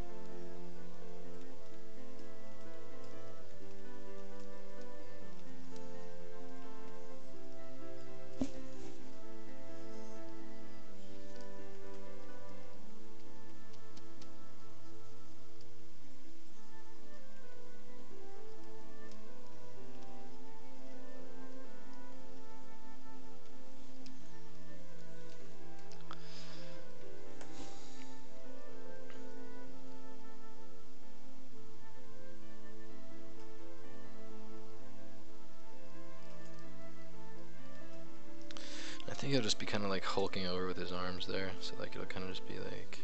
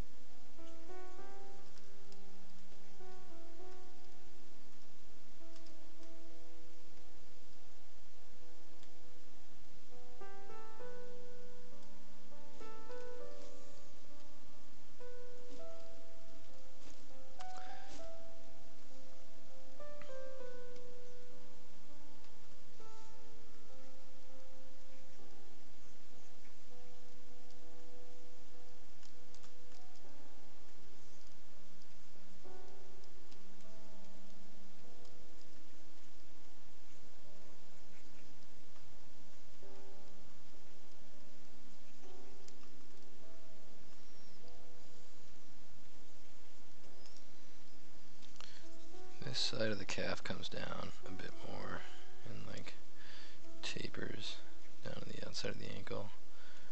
Whereas this one is a little bit, sits a little bit higher.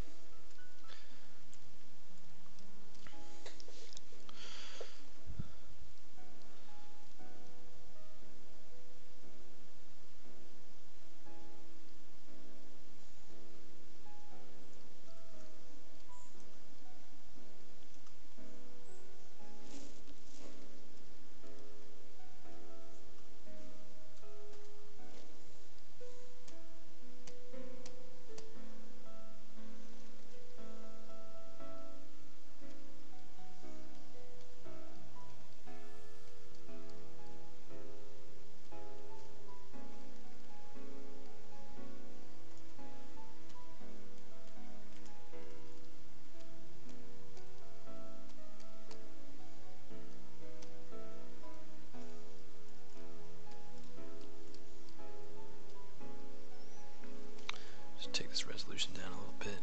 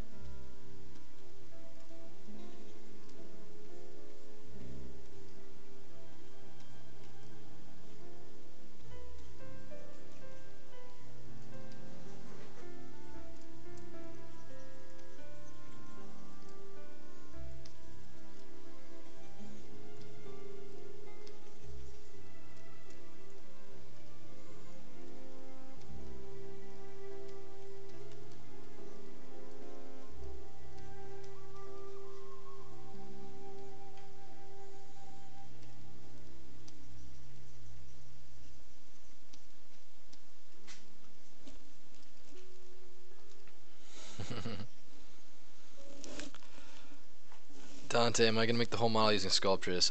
No, at some point I'll have to start getting subdivision and resolution centric, but right now I'm just sketching out the proportion.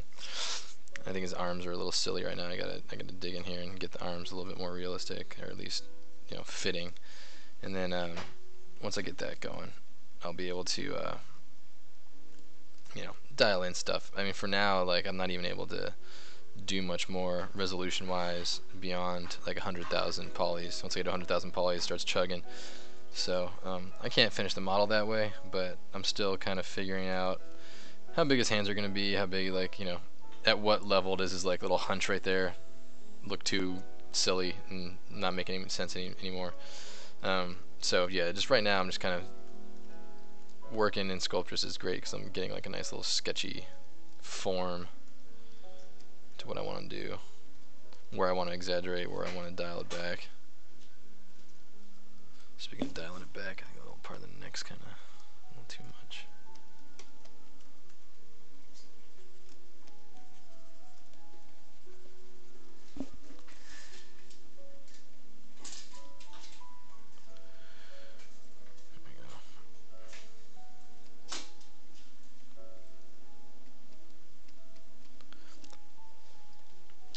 So much monsters, what's up?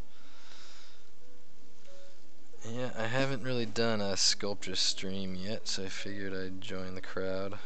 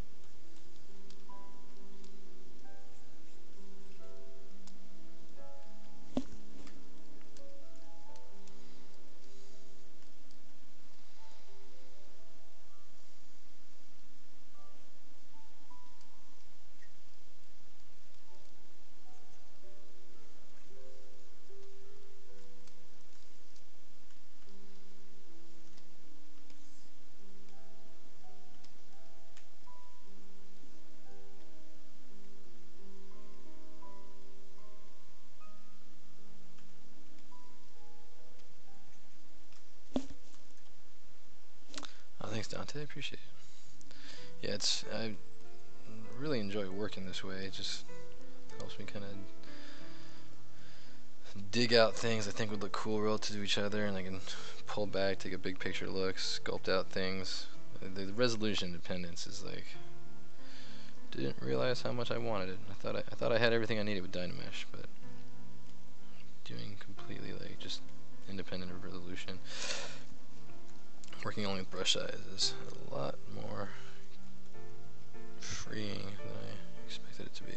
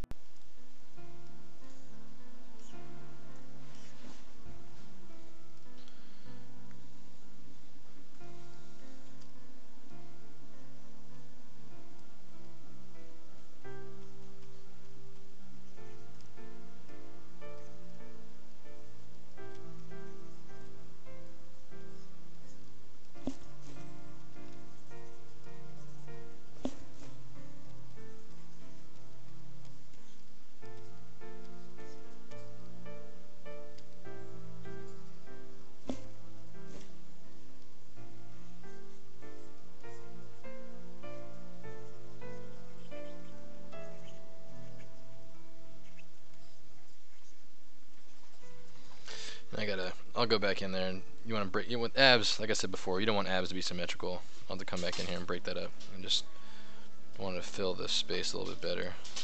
So we got that nice little break.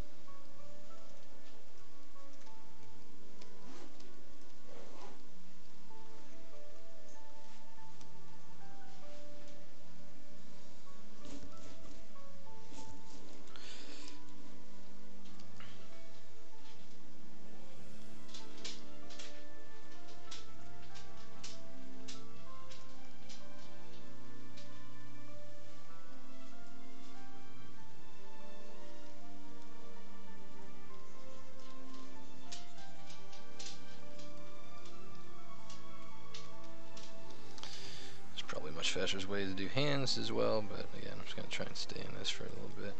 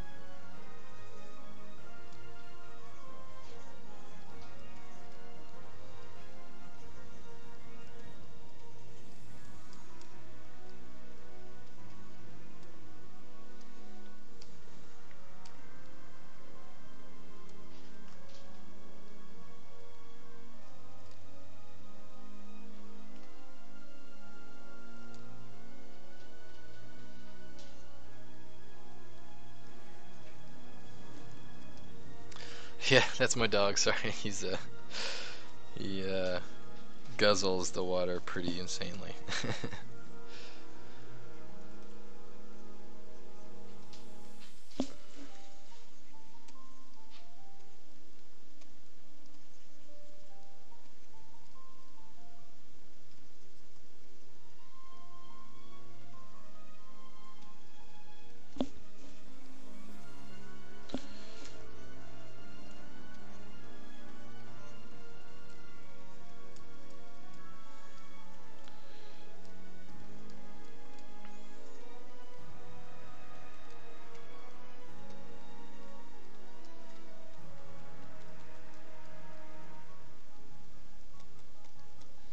Like I said, there's about a billion ways to do hands better than this, but I kind of just am enjoying staying in the tool right now.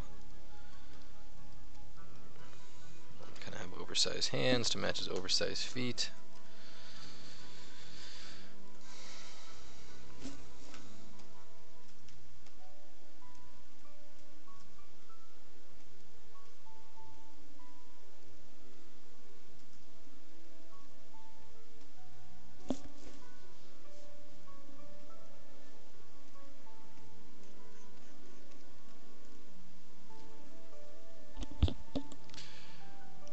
Spectre Day, what's happening? Plush Master, hello.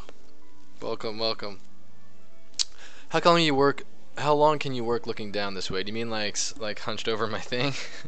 You know, some days more than others. I got a good night's sleep last night, so my back's not bothering me too much. I feel okay. You know, a lot of times I can just lose track of time, and all of a sudden my back's killing me, and Haven't moved at all. I like to take a break every hour or so, but you know, it's been a productive little stream here, so I've just kind of been soldiering on. Keep meaning to go over to the kitchen and get a drink, but whatever.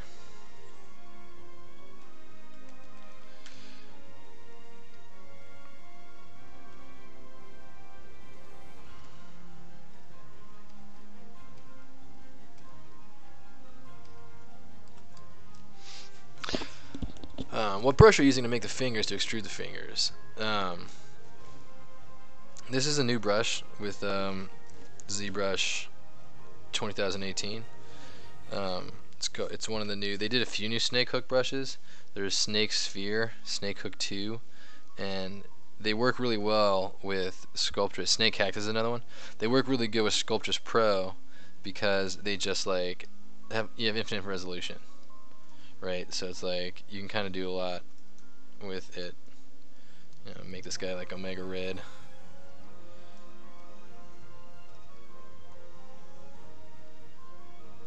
And it goes off the normal of the surface. So they're pretty sweet brushes.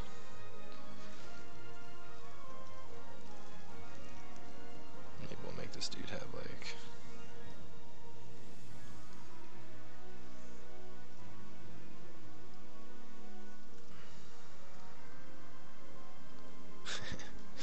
crazy wings. What tool are you using? Some Wacom pen? Yeah, this is a Cintiq. So I have a Wacom pen here.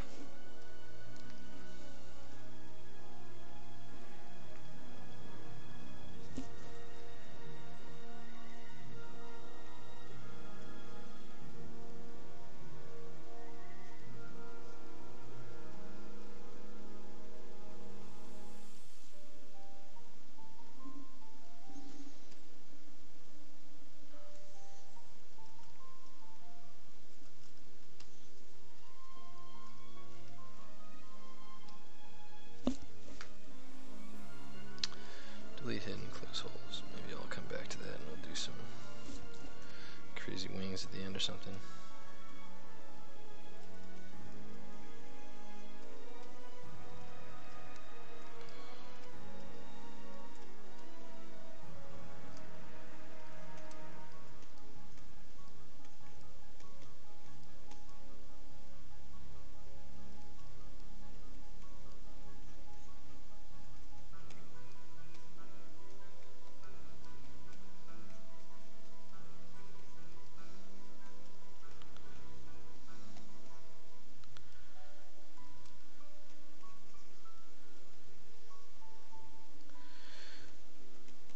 Wasn't happy with some of the proportions there, so I wanted us to like keep it exaggerated, but kind of rein this in a little bit.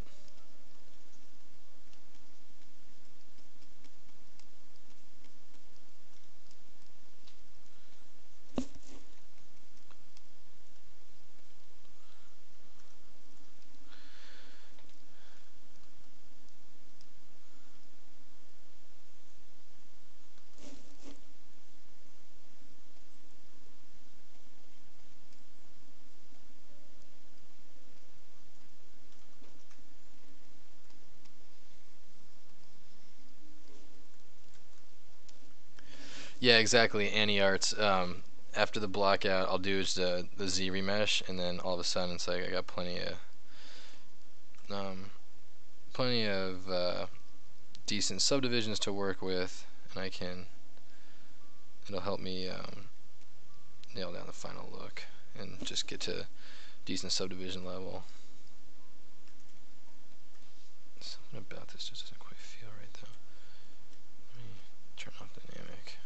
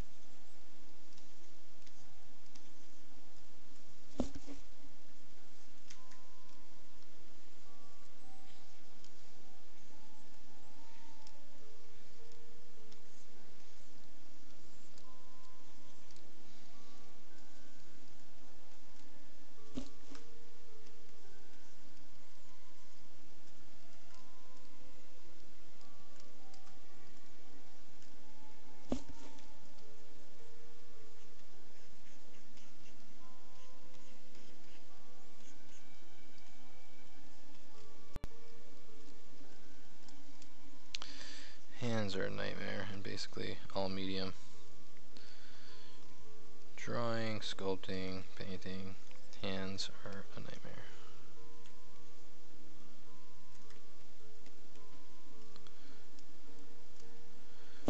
But when they're done correctly, they really do add a lot.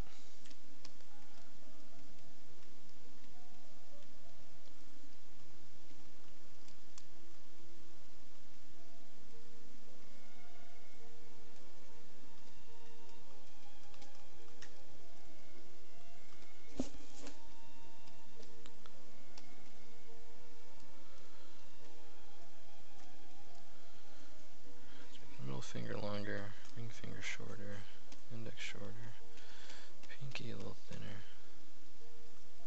Make this thumb a little bit bigger.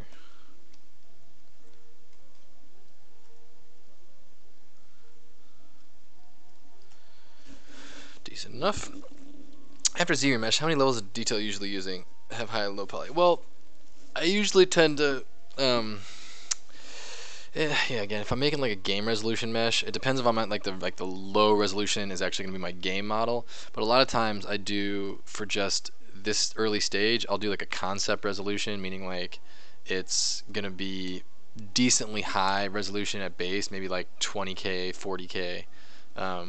Even though I can go much lower, I'll do a ZBrush of like 40 to 60K, and just like that's more than enough for me to still be able to like move around big details and make it like, you know, pretty comfortable to do, you know, sweeping changes still. That's kind of a big part of it for me at that stage. It's like I want to still be able to like make big changes. Then when I get to my game resolution mesh, I go pretty low, and you know, the ultimate goal being obviously when I go to the high resolution, it gets up to like the millions of polys, anywhere from like, you know, just 10 million to like 20, 60 million, depending on how much like equipment and stuff's on the character. Speaking of which, I should probably put some armor and stuff on this guy.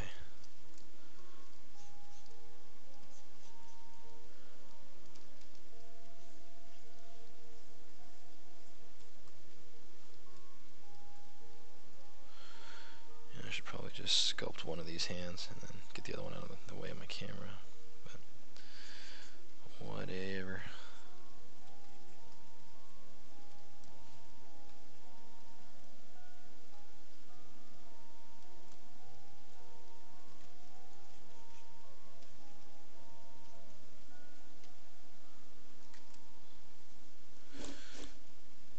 This is a big fat section of the hand right there.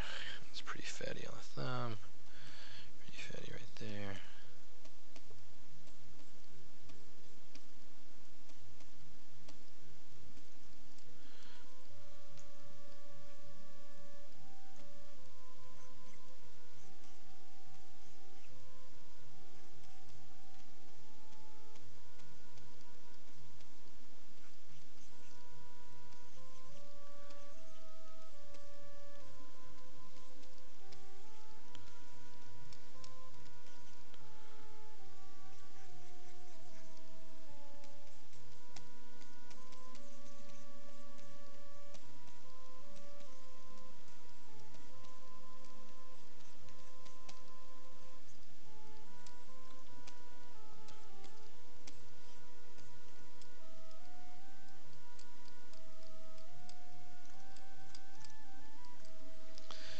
Elbow's gonna be right there. There's a little part right here that drops off, and that bends into there.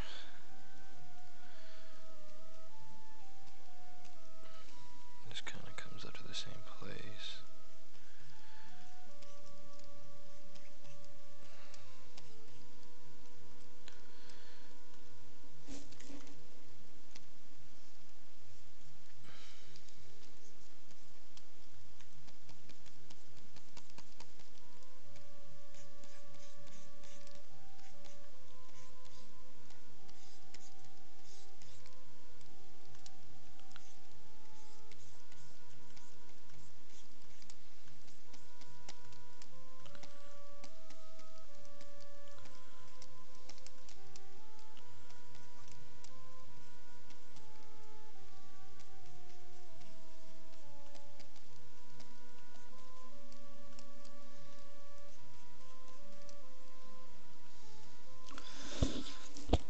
Is new ZBrush more stable than 4R8? Yeah, I mean, I've had fewer crashes, Jake and Ev. There has been some complaints, and unfortunately, I've kind of realized this myself. There's been some complaints that it's slower, and I've kind of observed that it's slower than 4R8. Unfortunately, like you never want to. Speed's certainly important. So it seems like it's a little bit less performant, but it does seem more stable, and there's so many kind of new features that I already can't live without that, I have chosen not to go back. And hopefully they'll just be working out those issues in an update or something, because I think there's been a lot of chatter on the ZBrush Central forums and other places about performance on this build. But it is more stable, I will say that, and like I said, the features are kind of must-have at this point, including the dynamic topology,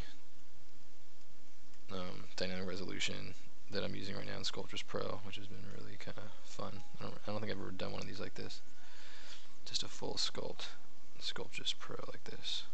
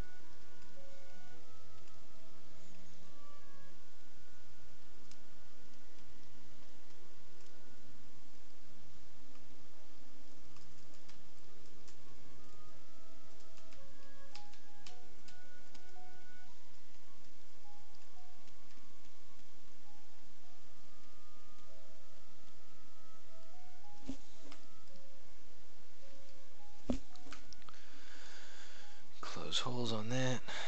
Just give me something in the back there.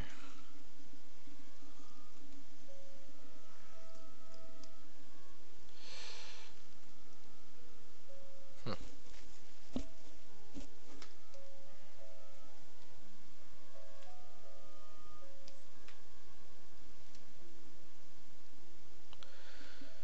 me delete hidden on these.